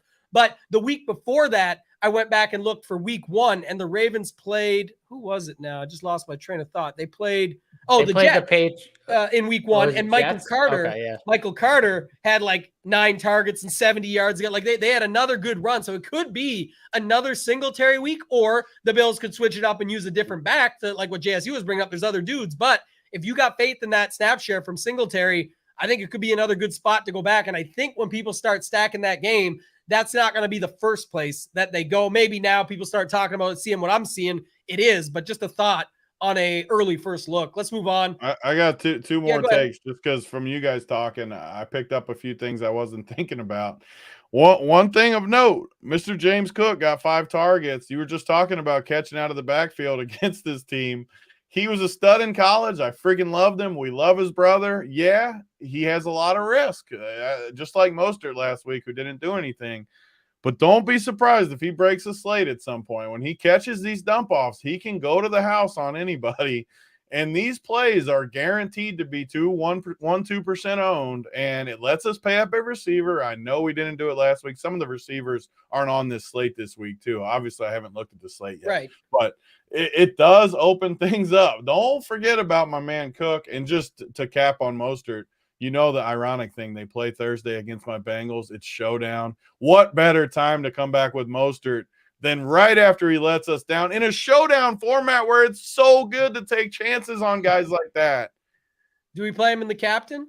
Well, I'm not going to play him in the captain, but just because I think the Bengals are going to get him. But you got to reserve it for Evan McPherson in the captain anyway. We need all those captain kickers. So. I love that people, because this is going to get me on another tangent, but I love the people that, we'll play the kicker on Thursday. It's a slate-by-slate thing. That's how we do showdown. Yeah. I probably won't play a kicker in the captain on Thursday. I don't like it as much. I liked it in a low-scoring game. Everything doesn't fall into the same in a blanket, as we say. In a blanket. Yeah. And it just happened, and we know that people will follow what kind of just happened. It'll be like the trend thing, and so we don't want to just always follow the trend just because it just happened. And we've seen it happen actually a couple times now, Tambo, right? Like the kickers having the 5-1-1. The next night, everyone went 5-1s. The kicker went off like suck up. The next game, everyone was on kickers. Like it definitely goes like that in showdown. And it's interesting because I think this example we just gave was a good one. Because like I said, week 1, people liked Breece Hall against the Ravens because he's the rookie, up and coming, best ball stud that everyone wanted to play. It ended up being Michael Carter. Week 2, everyone loved Chase Edmonds. It ended up being Mostert. Anyone, and that's against the Ravens I'm using. And then in this example last week, when you go up at it, it's Ramondre Stevenson. So this week, maybe when everyone's on Singletary, maybe it just ends up being James Cook, to what Big T just brought up. So I do like that call. Plays like that can win you $1 million in the cheap stuff. Oh, for tons sure. Of risk it's a one-off play. But tons of upside to it. Those are the plays I like a lot. And it's what we always say, ways to get unique in a popular game stack or spot that's not crazy. It's not too cute. We just described why it's not too cute. That's the fun Play of him the with show. Josh like this. Allen. Like that. Yeah. You can play Josh Allen and be unique. Yeah, Josh Allen, James Cook, and Diggs. And even though everyone's on Oh, Allen and Diggs, and That's such Andrews a good running back, stack. are And people Andrews come back. There's your winner are right people there on the sliding freaking James Cook in there? Probably not. So Tuesday that's at what we're 3 saying. p.m. Tambo just gave the Millie winner right there. We'll record it and run it back. JSU, let's go. We got a lot of games here still, boys. So Lions versus Vikings. Spend some time on this one. Oh, this was a very interesting game. I mean, it was honestly tough to watch towards the end. There were a lot of things that happened though, like St. Brown getting hurt kind of towards the end. I think it was the end of the first half. He had that ankle issue. Now he did come back, but he didn't seem himself after it. We'll just leave it there. Is he going to be nicked up? I think Swift, he's going to be out a little bit too. I'm pretty sure he had an injury. Well, I don't know if he's going to be out exactly, but I know that it he had looks like an he issue. will be. There's a lot of Yeah. Jamal Williams conversation, so it doesn't look. So and then the great. Vikings, I mean, Detroit was just literally saying you could throw to anyone else but Justin Jefferson. I mean, that's kind of and Kirk was still trying to force it to him in the beginning. He was struggling to get it there. It wasn't like he didn't try. He tried. Didn't work out very well. They were struggling to get him the ball. And man, when that offense, they even had Dalvin Cook running a little bit till he got hurt. But like when that offense can't get Justin Jefferson that ball, it makes it a lot harder for them. Adam Thielen looks like, maybe he's a step slower, maybe, something like that. Irv Smith still coming back from the injury. He's not playing like a full role, I don't think still. They got other guys playing. And now Cook's out for however long. He's got that shoulder injury. So I don't know what's going to be of him, if he's going to play through it or not. It seems like it's something where he's had shoulder injuries in the past too. And might just be a pain issue at some point once that swelling goes down. So those will be things to kind of keep an eye on. But I did think Detroit, man, they just found a way to win that game. And that was very interesting to see. Yeah, Detroit, by the way, they're at home this week. So coming off this, they're going at home against the Seahawks. And we know this past week, Cordarrelle Patterson ended up getting after it. Maybe not in the exact same way, but getting after the Seahawks defense there. And if Swift is out like we would suspect and it ends up being Jamal Williams, he could become popular this week in that spot at home. People like going to that. He costs, what is he this week? 6,100 at home against the Seahawks. I'm glad they at least bumped his price. Yeah. I was hoping he wasn't going to be like 5,400 like he's been, or 5,300. So that's a little bit interesting. Anything for you in this game, Big T, Lions versus Vikings? Yeah, I mean, Justin Jefferson got shut out 2 straight weeks. I feel like we're always pretty honest on these shows. I thought he'd be unstoppable this year. I mean, obviously, I didn't think every single week, but it was a little strange how bad he was this week. I was so confident that he would crush. I don't know if it's coverages that are getting him or what's happening exactly, but, man, he's let me down 2 straight weeks. And that's why I'm glad that ugly game is not on the main slate this week, because I wouldn't know what to do with him this week against the Saints. Honestly, like I would want to play him, but I wouldn't be super confident in it. So I'm just glad it's not on the slate and we don't have to necessarily think about that except for showdown slate if we play that. But I don't know. The Lions are going to be good teams to target all year long. I love that they get Seattle now, another cupcake matchup at home in the Dome, perfect weather. Jamal Williams. Last week, we talked about all these cheap running backs. I know Swift had some injury stuff, but he had it coming into the game anyway, so some injury concerns. I should have played more Jamal Williams in my bucket of cheap running backs. I missed the boat on that, so another L for me in that department, but I'm not going to miss it next week. I'm glad, like these guys said, that they priced him up a little. 6,100 or whatever against Seattle. Definitely going to go there. Like that a lot. And yeah, Amon-Ra I think's a little bit banged up, so that helps even more. Seattle should be able to score a little bit on Detroit there too. But as far as the game last week, I mean, I don't have anything crazy. Just looking. Cousins was terrible again, 24 for 41. At home against Detroit. I mean, I've never been like a huge Cousins fan anyways. But man, he looked terrible in this game. I don't know. Irv Smith dropped a bunch of balls. Yeah, I don't have any crazy takes. I'm glad Minnesota won because I had them in a bunch of my big survivors, like the Vegas one. So they could have ruined my whole survivor run. I know Dunkel was all in too, that he was saying. I'm glad they didn't totally shred us losing to Detroit. Yeah, that was a big one at the end there. And then also the Dalvin Cook injury. We'll wait and see. Like I said, the good news, Yeah. so there's no slate How much is posted yet. Madison? Well, I'm sure there's going to be a slate. It's showdown. It's showdown. It's yeah. going to be showdown, right? That's what I'm saying. So nothing's posted yet. I just checked. Good. I'm glad. So I'm I so will happy say- that game's off the slate. I will say one thing too, just from watching the Lions offense, if Swift were to be out, I know everyone's going to be like Jamal Williams, and I think Jamal Williams would be a great play. They are going up against Seattle, and I do think if they were to get a lead, which it's not implausible, Seattle is not a good team, so they could get a lead. I do think the backup running back is going to be used more than people would think.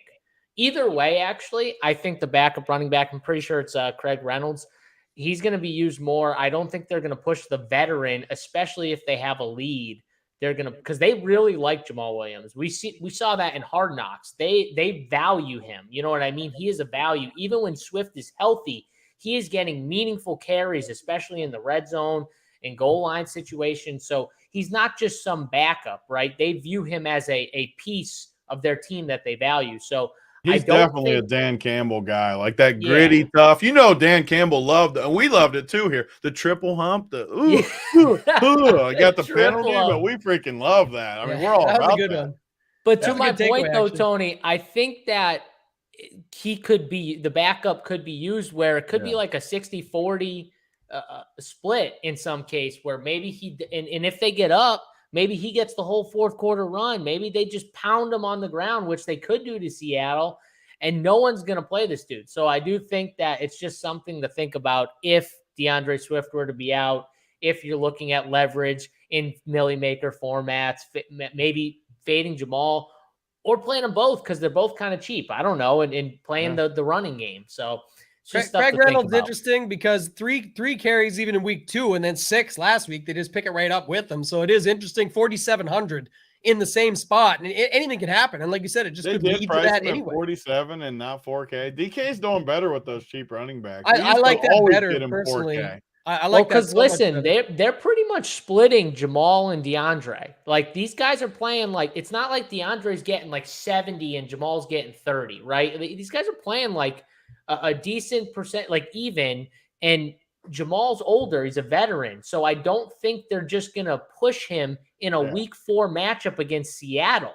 It's not especially like if they get a lead, like you said, if they're up 17 points or so, which they could be, they're going to run the back. I think it's a very sneaky play. The chat noted that they did pick up Justin Jackson, right, and brought him in, but no targets or touches for him. Like I said, even if you go to week 2, Reynolds got a target and 3 carries. Then last week, another target and 6 carries with the Swift stuff going on. But still, it's just a little thought where, like you said, I know Hard Knocks doesn't mean a ton, but they loved him in Hard Knocks. They kept talking about him. So that means a little bit to me as a field player. I agree. And I just think they're going to rotate the backs, like just the way they do it. I think it's just the way they're going to do it. They're not going to push the veteran if they don't need to, especially if they don't need to.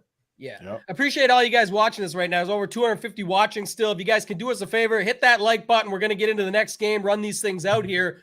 Big T, going back to you on this one. It's the Jalen Hurts and the Eagles in to play Carson Wentz, and the Washington Commanders blew them out 24-8 at their stadium. What do you got with this game?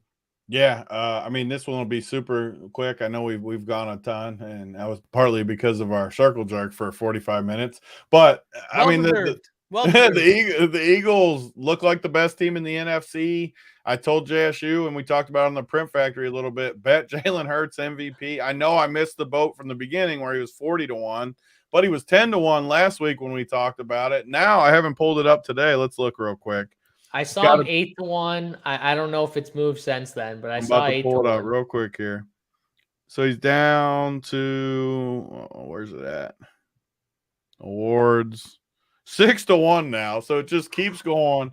They look unstoppable. Their schedule's literally the easiest schedule you could possibly have. I know, again, all these professional bettors and stuff will be like, man, you can't bet it now. It was 40-1. It was 10-1. It was 8-1. Now it's 6-1. Why the hell can't you bet it right now? It's 6-1. I get you lost a ton of value, but he is the best MVP. And even more so after Buffalo lost last week. They got I love them this week, But could they lose in Baltimore? Absolutely, they could lose in Baltimore. And Jalen Hurts just has no tough games. And honestly, I'm not totally sold on the guy, but we're not going to know until the playoffs. We're not.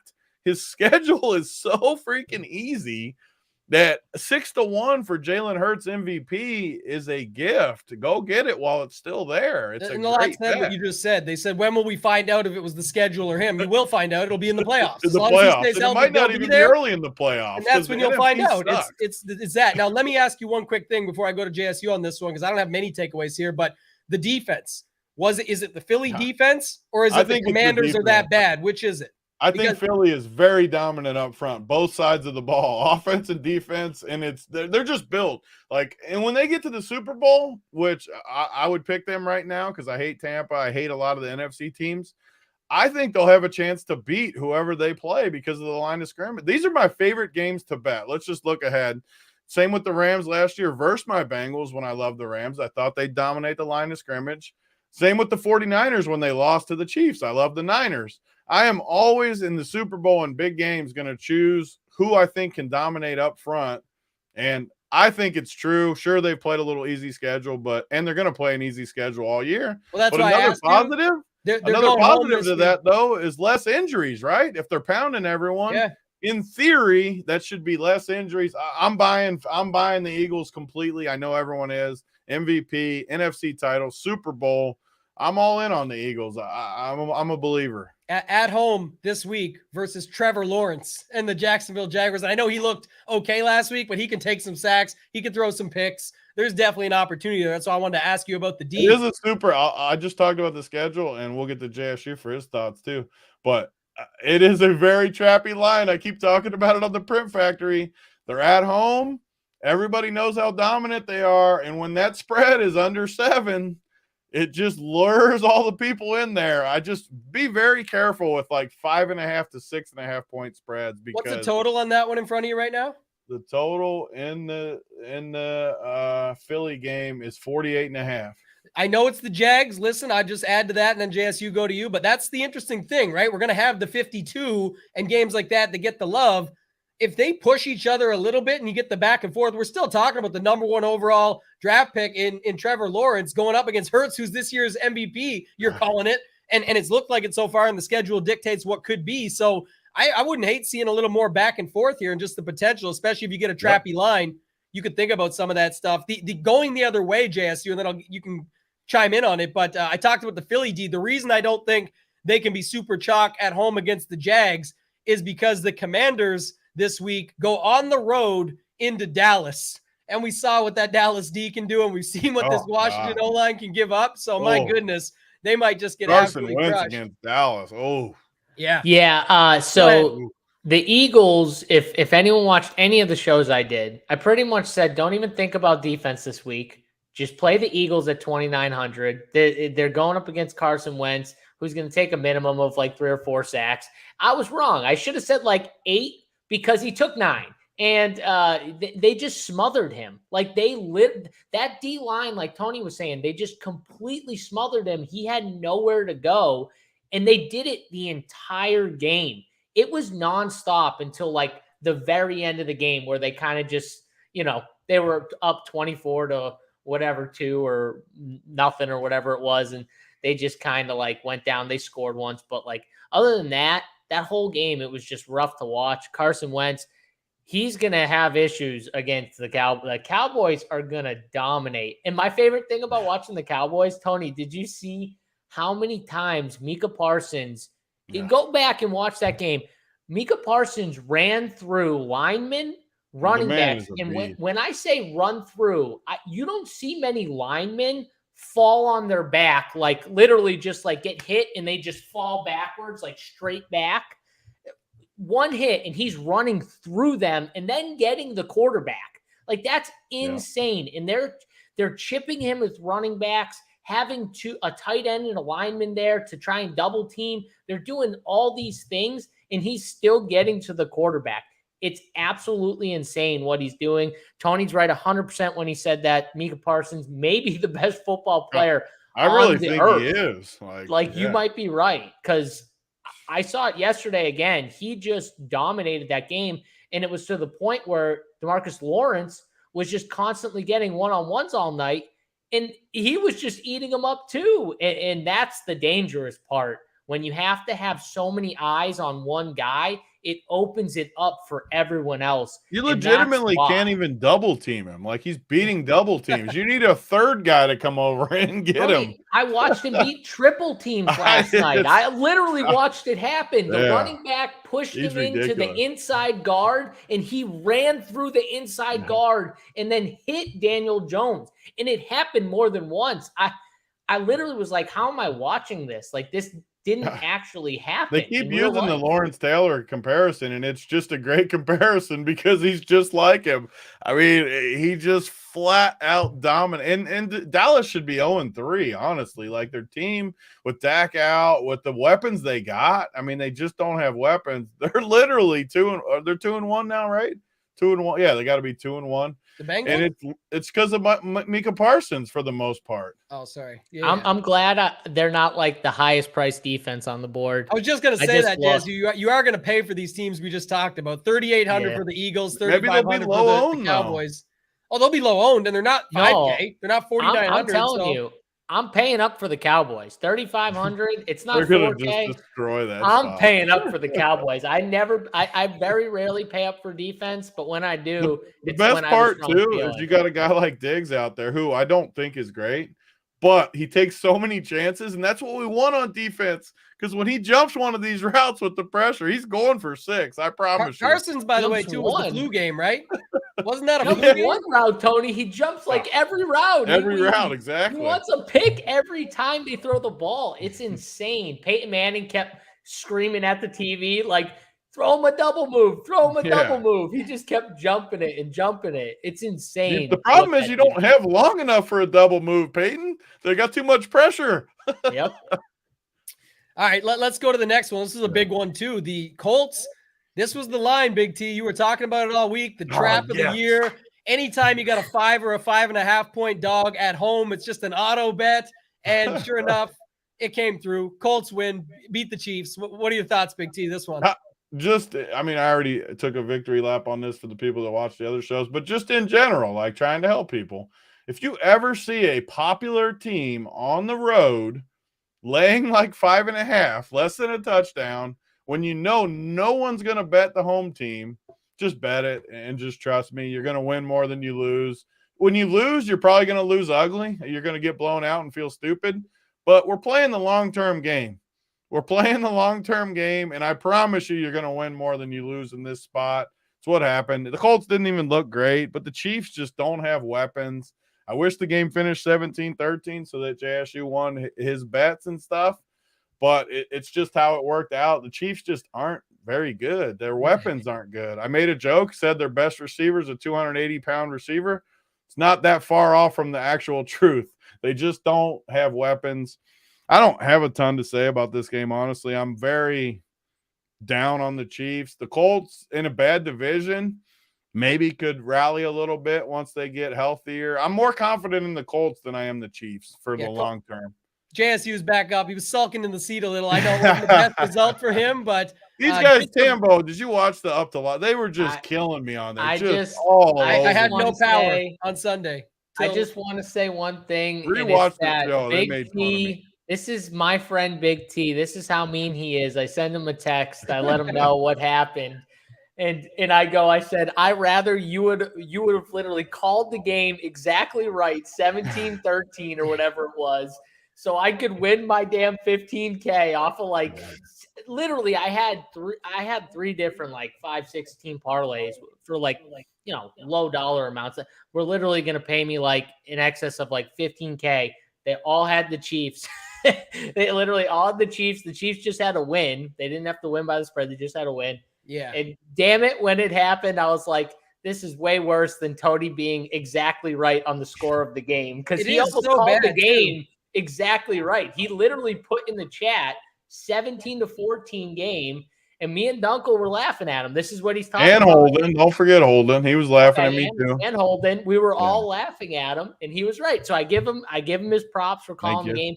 And it was literally the worst too, because it was one of maybe like 2 or 3 games on the slate that I just got completely wrong, just absolutely completely wrong. So I take my L, and on top of it, I get pounded for it killing some of my bets. But that's what happens. The reason it was crazy though is because Big T knows, like he says, you just bet that number. It is like a rule, right? When you have that sort of 5 or 5.5 home dog, and it's like a favorite that everyone just loves on the other side. But for survivors, I think the sharp sports bettors expected the 17-14 Chiefs still get the job done, but they collect their money on the spread. So everyone in Survivor, if you're taking Survivors on the road though in week 3, I think you're doing it wrong too. Just to throw a second rule in there. Yeah, I just think that's what's funny though, is right? Like the people at least thought their Chiefs win was still getting there for the Survivors, and there's already been a massacre in most Survivors from week 1. That this was just another one. They were the highest owned, and any ones that were down. They were the highest. The Chiefs were the highest. They were highest again. Week.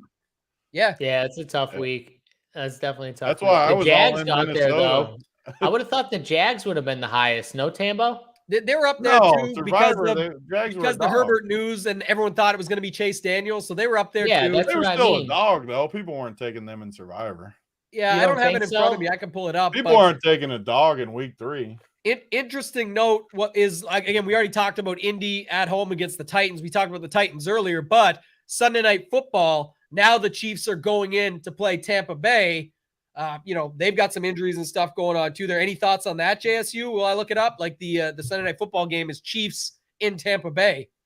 Well, the Chiefs just destroyed me, and I'm not high on Tampa. So this is a game where, game. Why does it have to be a primetime game? You know what, Tony? Though this is a game where I think for showdown, honestly, we could have an edge because I think people are going to think points in this game. Yeah. And I think if you think the opposite way, where the game could be 17-14 again, I definitely don't something think like points. that. I think you could have an edge in showdown. Suck up in the captain with the volume, guys. Suck up in the captain. There you go. Oh, that's a game I honestly hate. I hate. He's already come through one time, so I kind of like that. Just real quick, JSU, it was the Chiefs were the number 1. This is my big one that started with like 1,300 people and just got decimated down to like 350. And now it's down to like 170 or something. But the Chiefs were number 1.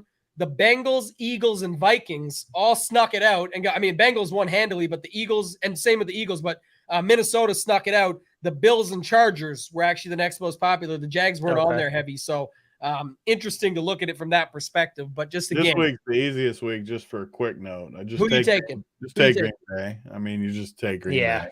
Just move on. Take them over the Patriots. I like it. All right, let's go to the next one. This big injury in this game, big slate changing news. We're talking from a game perspective, but on DFS, everyone played Montgomery. Big T, I know you weren't on it. I don't think JSU, you were on it either. You guys both were like, if this guy's going to be chalk, I got no interest. I know people that played Herbert before the injury, like they just leveraged the slate because they're just like, this guy sucks at 30% ownership. So Tambo, just to be clear, I thought he was the best chalk play on the slate. I just didn't end up having much of him because he was chalk. But I did think, and I said it on my show, if I wasn't playing Lenny, I wasn't playing Steph Diggs, I literally said, like, I think if I'm playing a chalk guy, it's David Montgomery because I think the situation is the best situation.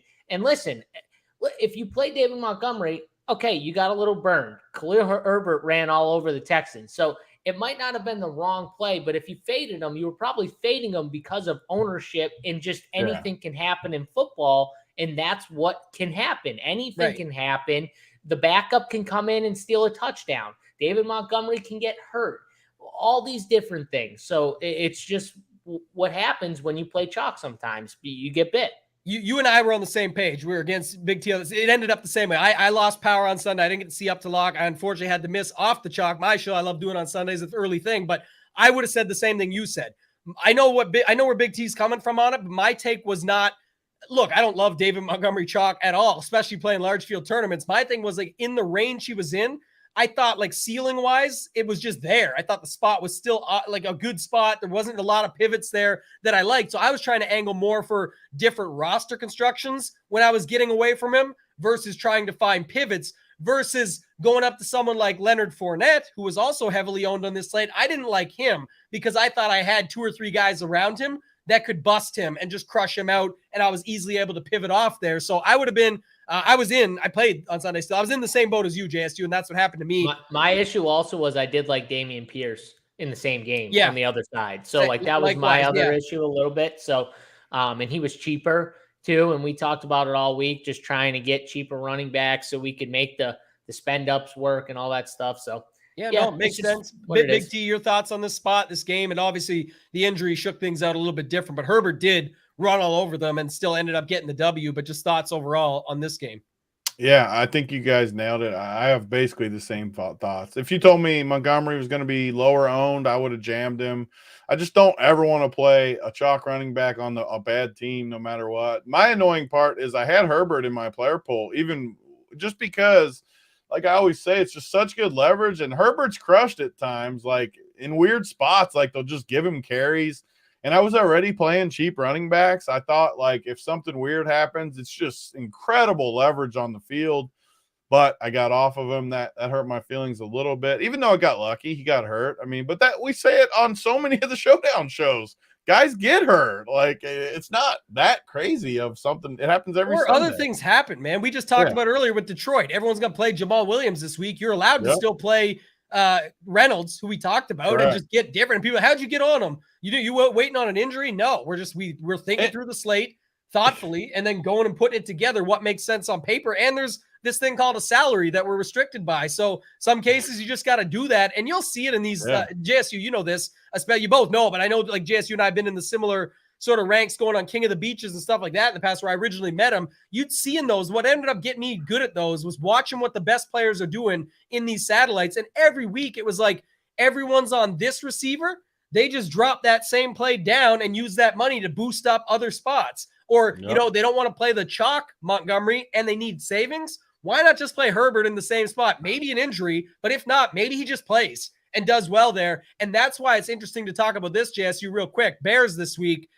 Herbert going in against the Giants in New York. We just saw the Giants last night get ran all over by dusty old Zeke, and even more so by the guy we want to see them running out more, almost like the Javonte Melvin Gordon situation. Pollard looks damn good, and he ran all over the Giants too. Between the two of them, what must have been over 150 yards on the ground. And now we get Herbert going in to play the Giants. Any love for that? I mean, I'm assuming I didn't see the update on Montgomery, but I don't think it was good, right?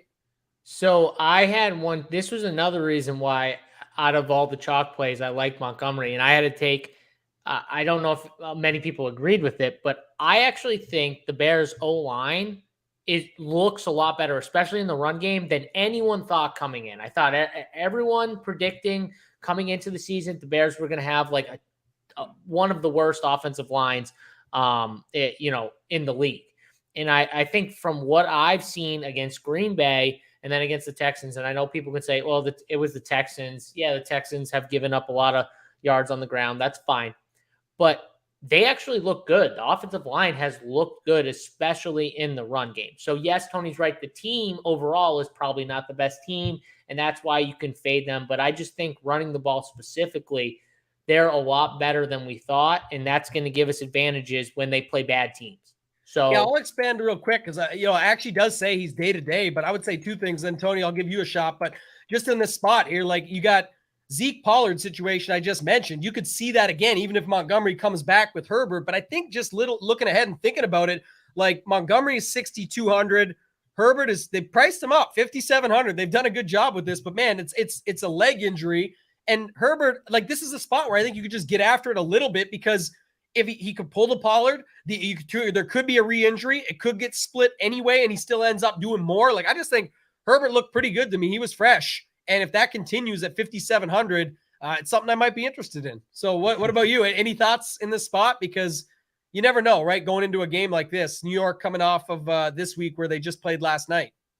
Yeah, I think Herbert is in a great spot. I just think he's better than Montgomery, just flat out a better player. When I watch him play, I trust him. He looks more explosive.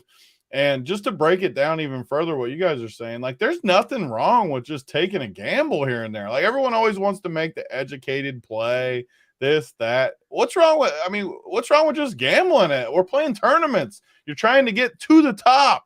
If you're wrong, you're wrong. We can be wrong with chalk guys too. Why not take a gamble here where If it breaks your way, like last week would have broke your way with Herbert, and all of a sudden you get 22 for 157 or whatever he got, you are going to win a lot of money when you're right. And Tambo always says this the best. When you're right, you want to be really, really right.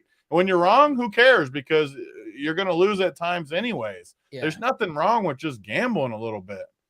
Yeah, that's what it is. You want to pay off the spots when you are right. And that's what it is. Like, people just can't get off the play. How often you hear, we get it in our Discord all the time at RPS, like, oh, if I just had that $100 button, I just need 100 more bucks. Yep. Well, I can find you like 1,200. Take or whatever it is. Like, I didn't even do the math right. I didn't look at the numbers, but I think it's like 1,500 between Jamal Williams and Reynolds. And it's crazy. But it's obviously going to get you a bunch of other good shit that you want in your lineup that you're going to love. You're going to correlate it. If you're following us, you're going to do that stuff. And it's like, yes, it's not as safe as what you think, but you're also different than everybody else too. And what if he hops in and steals the thunder and does the job? Or James Cook versus Singletary. Now this is only $500, but we talked about Herbert versus Montgomery. Like, these are spots where it absolutely could happen, and you get that money that way, and you just have to be willing to take on that risk. But good news, with it comes very low ownership. So you also get more unique with your lineup and get the ability to spend in other places for, in some cases, the exact same spot. JSU, anything else to add, or we can move on to Jaguars Chargers, how it shook out with Herbert playing in the end? Yeah, no, that's pretty much it. Go ahead then. Yeah, Herbert ends up playing, and much longer than you would expect. He played in this game. 38-10. Jaguars get the job done. Trevor Lawrence threw all over them. Yeah, I was stunned that they played Herbert. I couldn't believe it. Make what you want to say about that. I think the real story is the Austin Eckler and how they're using them and losing their left tackle. I mean, Slater, that's going to be massive. Like, the chart, that's some of the biggest news right there. The small usage for Eckler. You know your quarterback's banged up, and he only gets, I know he got 8 targets, and they got beaten up pretty bad before rushing attempts. Like, I think he's just got to be more involved. But now with that left tackle out, it's just going to make it harder in general for this team. And that's going to be interesting going forward for the Chargers. They get Houston, so that's a nice get-right spot. It is in Houston. But 5.5 point spread on the road. Oh boy. No, is it? Stay away, people. Do not take the Chargers. I'm done. I learned my lesson. Stay away. Go back to Pierce. Away from the game, Tony. I'm not even betting it. I'm just staying away.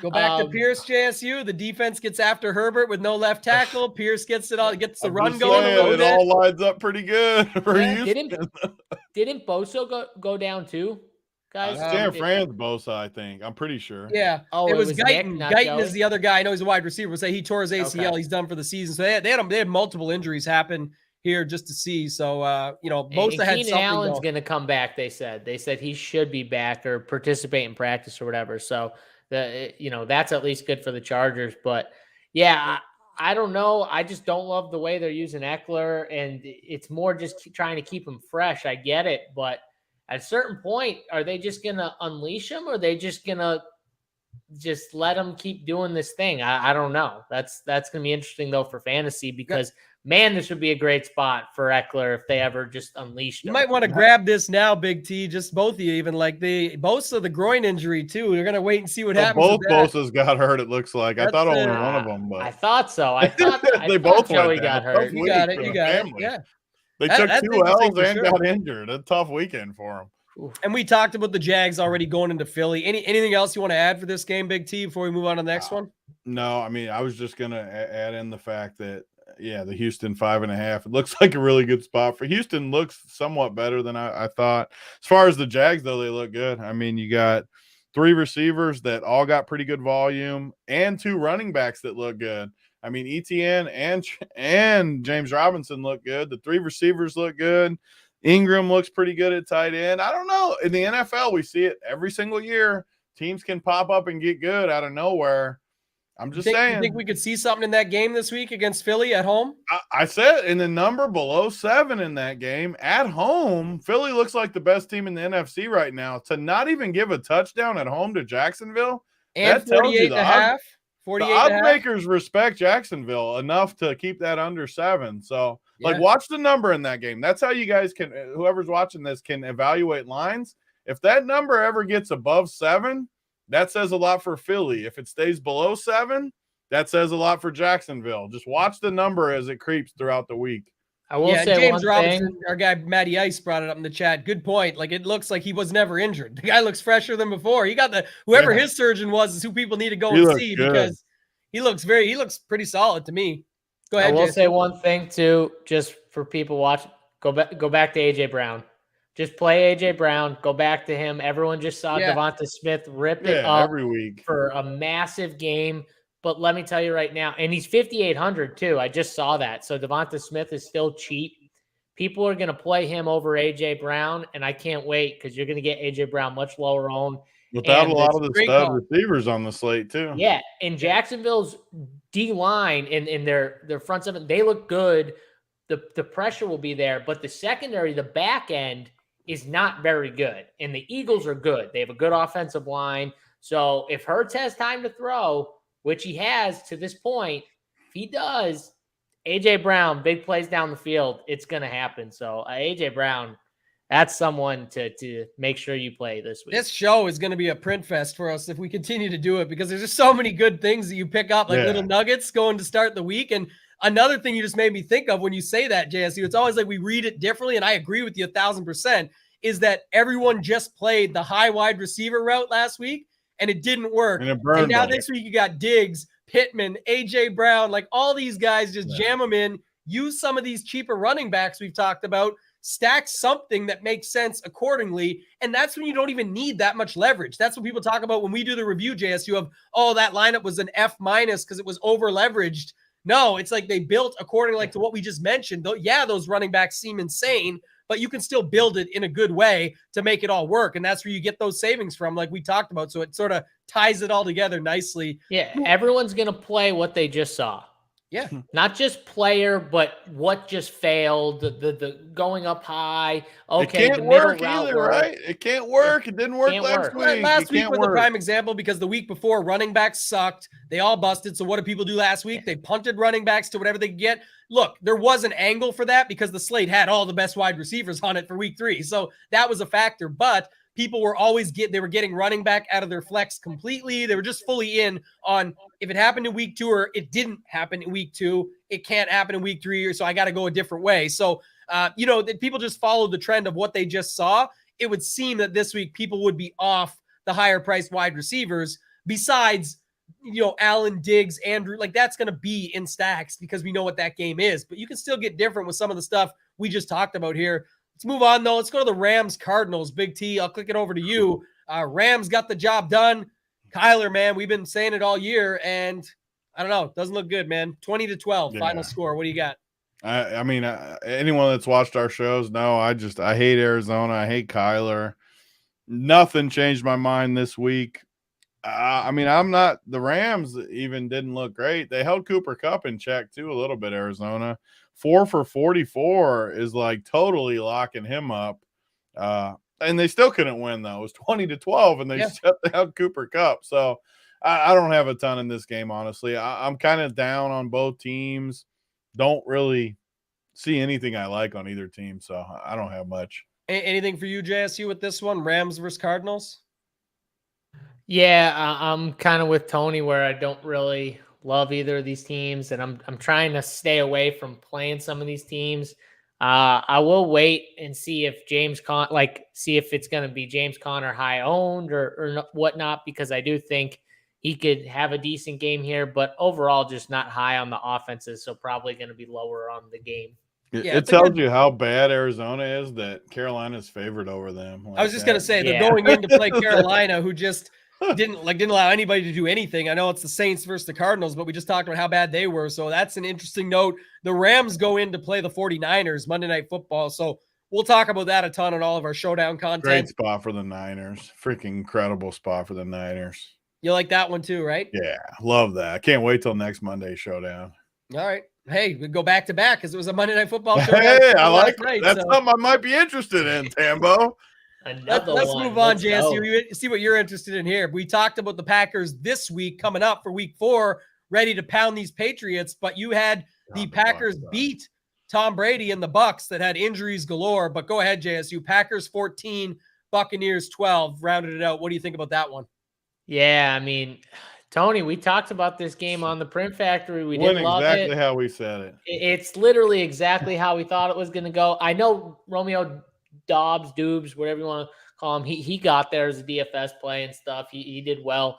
But man, just the game in general was just not a great game. And yeah, I think that it was two teams kind of slugging it out. The Packers too. I'm telling you right now, like the Packers are going to be a frustrating team because Aaron Rodgers is really good at milking the clock, sitting on the ball. They're going to run the football. Like they're going to be a team that frustrates people from a fantasy aspect. It's not going to be Aaron Rodgers just chucking it all the time because he just doesn't trust all these young receivers, and that's what you'll see consistently. But, Green Bay is going to beat New England. I mean, it handily because New England's not good, and now they lose their quarterback. So now they're really going to be in trouble. But it's fine. I don't have much else to say other than like I'm lower on Tampa than the field.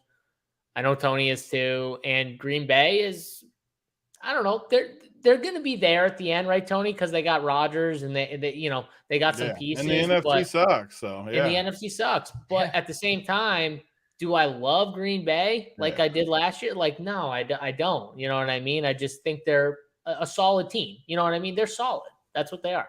Any thoughts, Big T? Because you talked about how they're just going to run all over these Patriots this week upcoming. This running back situation, the back and forth, Jones, Dillon.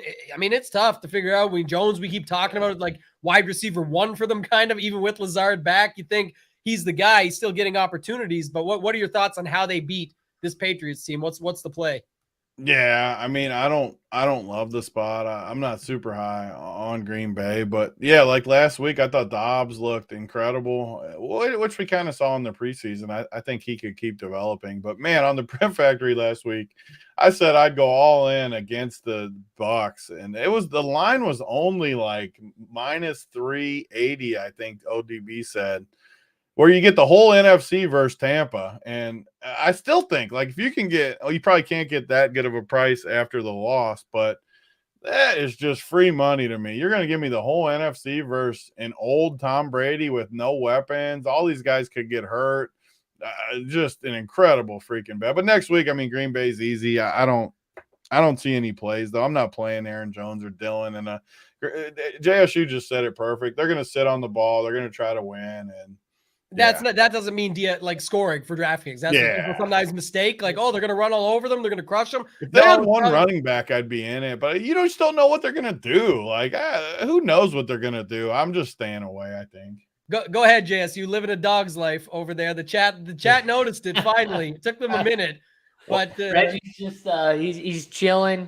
He's waiting to get. He sits on the couch. That's what he does when I'm doing my work or I'm on a show. He just sits back there and chills and waits for me to finish up, and then we go outside. We go for walks. We play, all that stuff.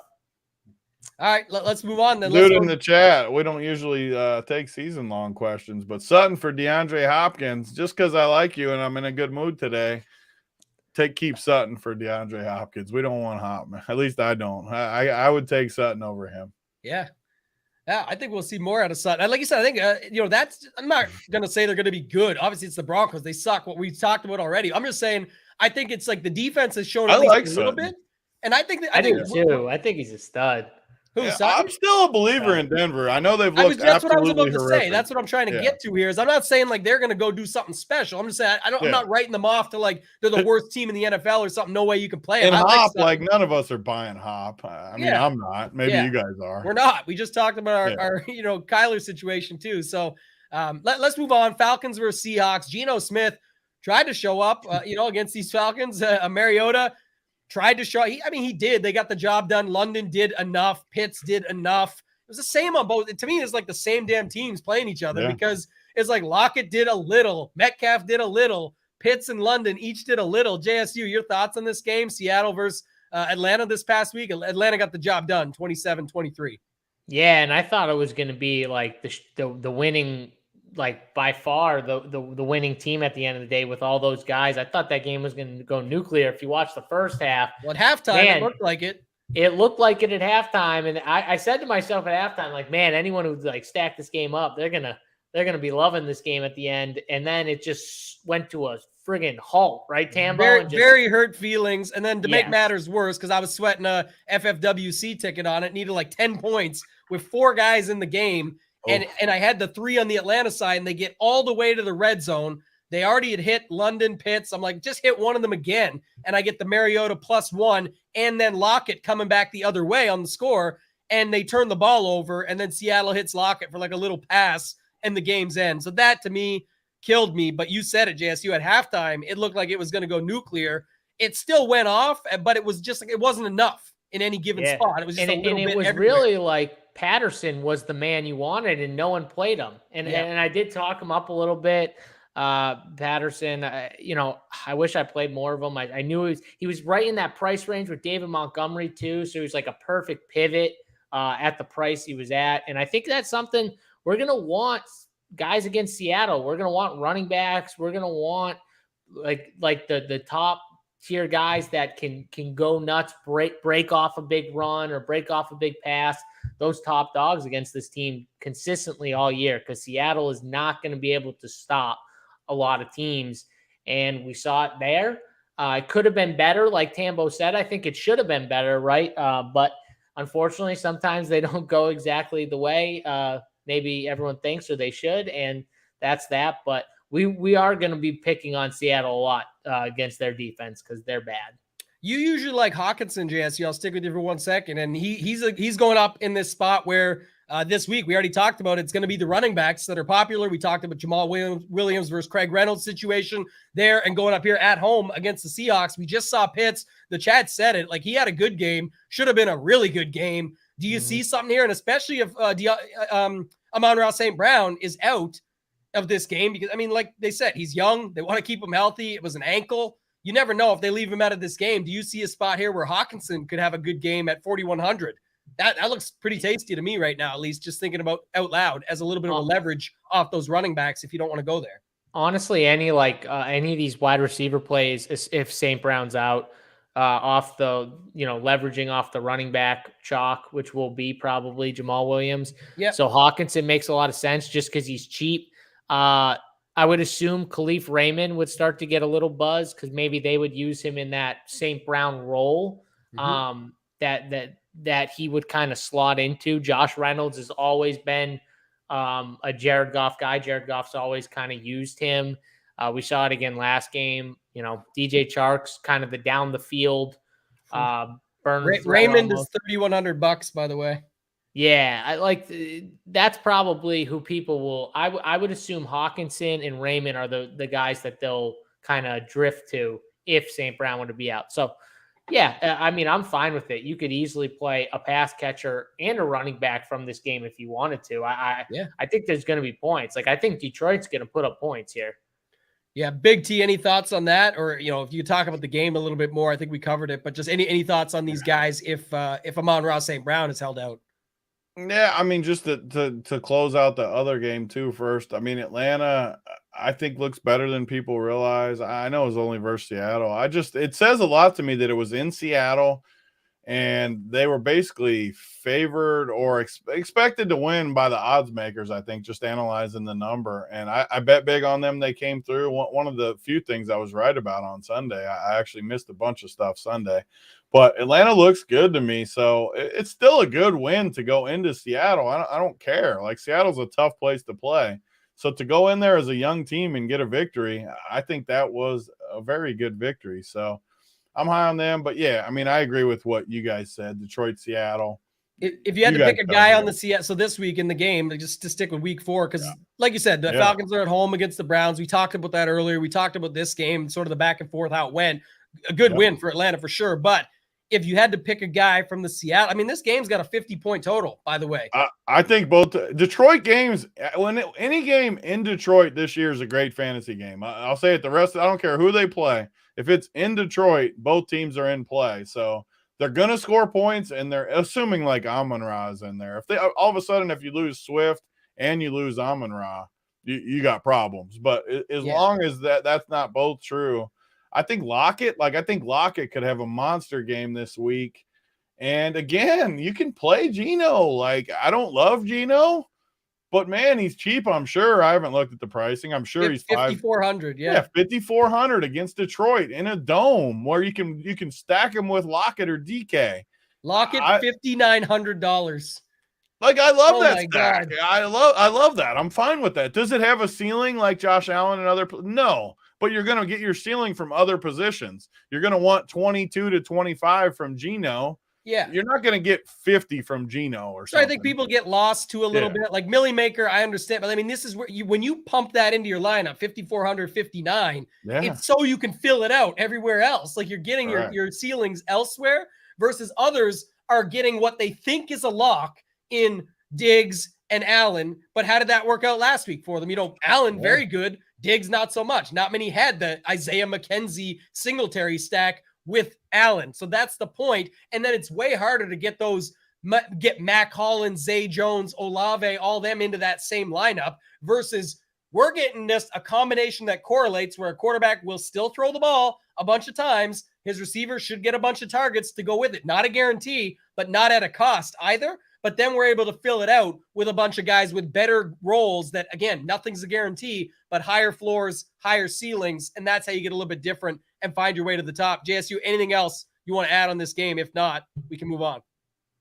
Yeah, no, I think you guys broke it down perfectly. We're getting there, man. We're getting out of here. Sunday Night Football, Monday Night Football. We hit Monday Night Football up, by the way, quite a bit. But Sunday Night Football, 49ers, Broncos, horrible game to watch. Like last night, at least, was a really watchable game. I didn't hate it that much. Like I know it was still bad, but it had a little bit more. Way better than the other games. If you were back to not even the games, I know our guy AP said this. Anyone who was complaining probably wasn't actually watching the game. It just looks terrible on paper. Yeah. I'm a fan of the game. I thought last night the game on Sunday night was not watchable. Like that was bad. Agree. I could not watch Sunday night's game. I watched, but it was Cooper Rush looked very capable. I tweeted that he's better than Dak. I was half joking.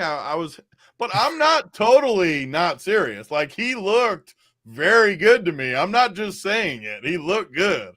I will say defenses probably eventually play him differently as they see him and, all that stuff. But he did look good. And all you can see is what's right in front of you. And, he made throws that, looked good. He was getting the thumbs up from Kellen Moore. They were trying to keep him positive as CD's dropping all these. I was just going to say, CD made the one that we'll talk about in the highlights we'll catch. Egregious. But what about the ones he dropped that would have pumped Rush up even more? So really, it kept Rush down a little bit where I don't think everyone's seeing the same thing we saw. Because, again, they won't necessarily see that. He didn't really make any bad plays. Yeah. I mean, I'm sure I'm forgetting some. I mean, he probably did, but he looked good to me. I'll tell you that. And they're playing the Commanders this week, too. We talked about already that defense, but total is very low, 42.5. It doesn't give him much love there, at least. Cooper Rush, there was the only play that I can even remember where he remotely got fooled was, I think it was the 4th and 4 play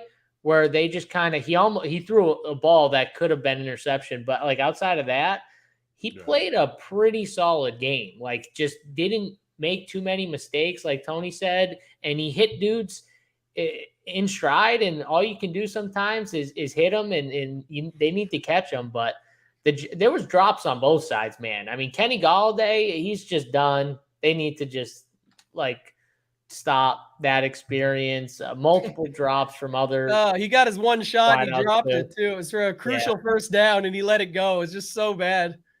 Yeah, it was horrible. No, mind you, just to stick with it because it kind of ties these last two games together. I don't care too much about either of them, but the Shepard injury obviously very bad. So they may be forced in to just using more Galladay, and they just might have to. Right? It's just one of those things. So unfortunate for Shepard, but man, Galladay still looks very horrible, very dusty.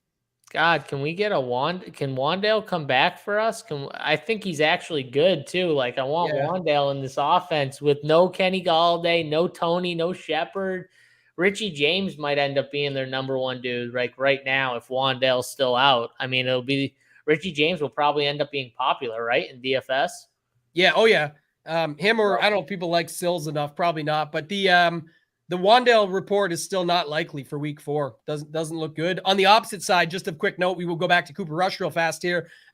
Gallup, remember, was very likely for last night until like the last minute. JSU, you and I were on the show yesterday, and it was like it just had came out like 7 minutes before that. Now it switched to doubtful and possibly inactive. And now, walking along the field, he's got some swagger to him. Gallup is looking to get back in that mix, and CD made the play of the game. Our boy Matty Ice said it, best play of the game and worst play of the game too. So maybe we see Gallup get into the mix there, and that can help out for a guy like Rush, just another target out there. He likes Noah Brown, got him, Gallup coming back, Lamb. He's got opportunity there. So I don't know. It's interesting, but not as high on it with a 42-point total. Again, the totals can be wrong in week 4, and it can just completely go over and smash. So anything you want to add, JSU, for that other game, the Broncos 49ers, any other takeaways or what you want to talk about for this week with them?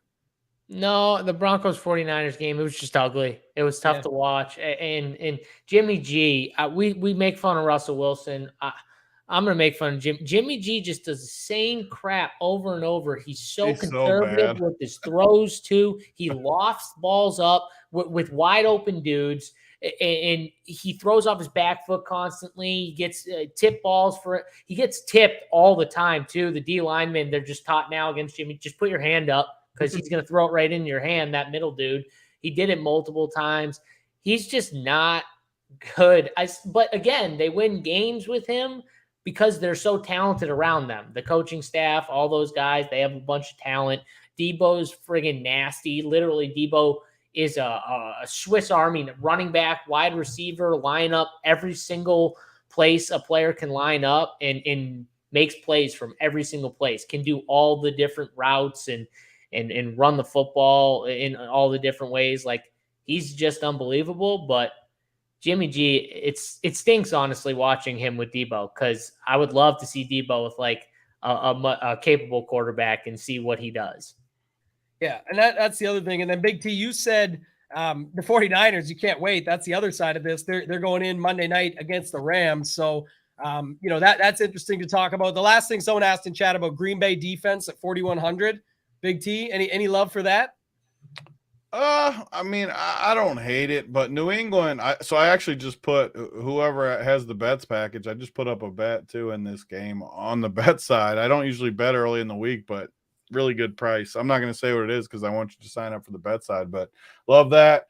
I don't know with New England, though. I think they'll just play super conservative. I don't really like to play defenses against – I think they'll suck, don't get me wrong, but Hoyer's a veteran. He's not just going to, chuck it all around the yard. They're going to play super conservative, and I don't want to play defenses. When we can go against Wentz in a spot, we can go against some of these other guys that Jameis Winston, I like guys like that are just going to chuck the ball all around the place. So that's actually another spot, Minnesota. I keep forgetting that's the London game. But either way, there's quarterbacks that are going to chuck it all around the yard. Danny Dimes is another example against Chicago with no receivers. I'm not going to play Green Bay's defense. I'll just say it. I'm not going to say these because, like you said, get people over there. But I checked it right away. Did you just fire all 3 of these bets? Yeah, I mean the one though, I can. Everyone knows I like the Bengals. I put them up, but that wasn't like I do love. I that see one. the last one. I got you, but I like the last one. The line's already moved a few places, and again, I plug this all the time. I try to help people. I don't get anything from this, but if you pull up the unabated thing, it's free right now to see these lines, and you can literally see when line moves across the board. If you're in a legal state where you can get action at multiple places, it's literally free money over the course of the year if you do this. Will you win every time? Hell no. But will you win 60+%? I think you will. I think you'll make money on it. I put one bet up. I feel very, very confident in the bet I put up. Everything's for 1 unit too. That's one thing we kind of do at Run Pure. We don't do the whole put 20 units on this game and go crazy with this. So yeah, well, I personally, I'll be betting more on some of this stuff. But yeah, just 1 unit up there. Check it out. Bets package is cheap at Run Pure too. Yeah, that's awesome, man. JSU, final thoughts for this show, man. We're not going to circle back to the circle jerk, but I'm just saying we went through a lot here. I think this show is a good one. Again, we had a lot to talk about at the start. We got it off our chest, but the point is we did break down every game, and we related it to this week upcoming. So I think it's a good way to look at things just a little bit differently as far as other sites and places are looking at the actual slate when they're reviewing it, and you can apply it in different ways. So I think that's perfect for going into week 4 and a lot of the contests that we've got upcoming. Yeah, and if you stuck with us, I mean, thanks for hanging out with us for literally like 2.5 hours. I swear to God, this show was planned before the circle jerk happened late at night last night with everyone shipping. This show was planned before that. It was not a circle jerk. It became one because 50 Run Pure members, including some of our staff, including Big T and Uncle T, and I think Rubio Dimes Rubio even had Crush, a nice hit. All these guys shipped and won big money. So, we had to do it a little bit. We had to talk some smack to the haters, but this show is a fun show. I just like talking football, and however you want to apply this show, if you stuck with it and you got to the football talk and you enjoyed it, you can apply it however you want. Tambo, of course, like he does, he's going to always apply it to DFS. Me and Tony, we do the bets, DFS, and we just talk a little football, but it should be. I hope you guys enjoyed it. If you did enjoy it, hit the thumbs up. Obviously, subscribe to the YouTube channel because we're going to try and do the show weekly for you guys. Trying to review, not more like the DFS lineup review. Me and Tambo do that on Monday, right? So, we already do that type of review on Monday with Alec. We wanted to make this show more just the kind of just chop it up football talk, and we can relate it to the next week like Tambo did here. And, hopefully you guys enjoyed it.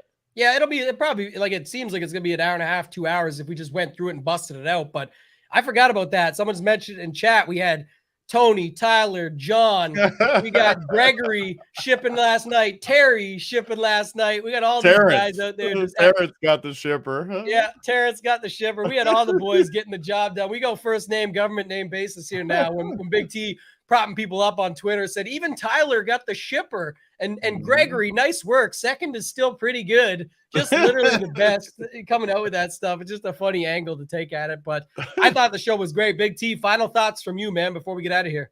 Yeah, I love doing this because we usually do the print factory. They can make fun of us for doing 2-3 hours there. This will at least cut that a little bit too, because we won't have to talk about. First of all, we're going to try to do it every week. Can't guarantee we'll do it every week. I hope we will. I don't know what the schedule is down the road. Who knows? The best day for me too. I like this time slot. It's good. Yeah, I think it's really good. And there's no rush. We can just sit here and go. Maybe one week will take 45 minutes. One week will be 3 hours. Who freaking knows? But I love it. There was no rush. I think people will really enjoy it. Let us know too. Let us know if you want to talk about something, if you enjoyed it. If you like us shit talking, if you like us talking about the games, if you like us calling people Gregory and Terrence, I mean, I like to hear that feedback too. So I love doing it, especially with these guys. Fun to do. So hopefully everyone enjoyed it.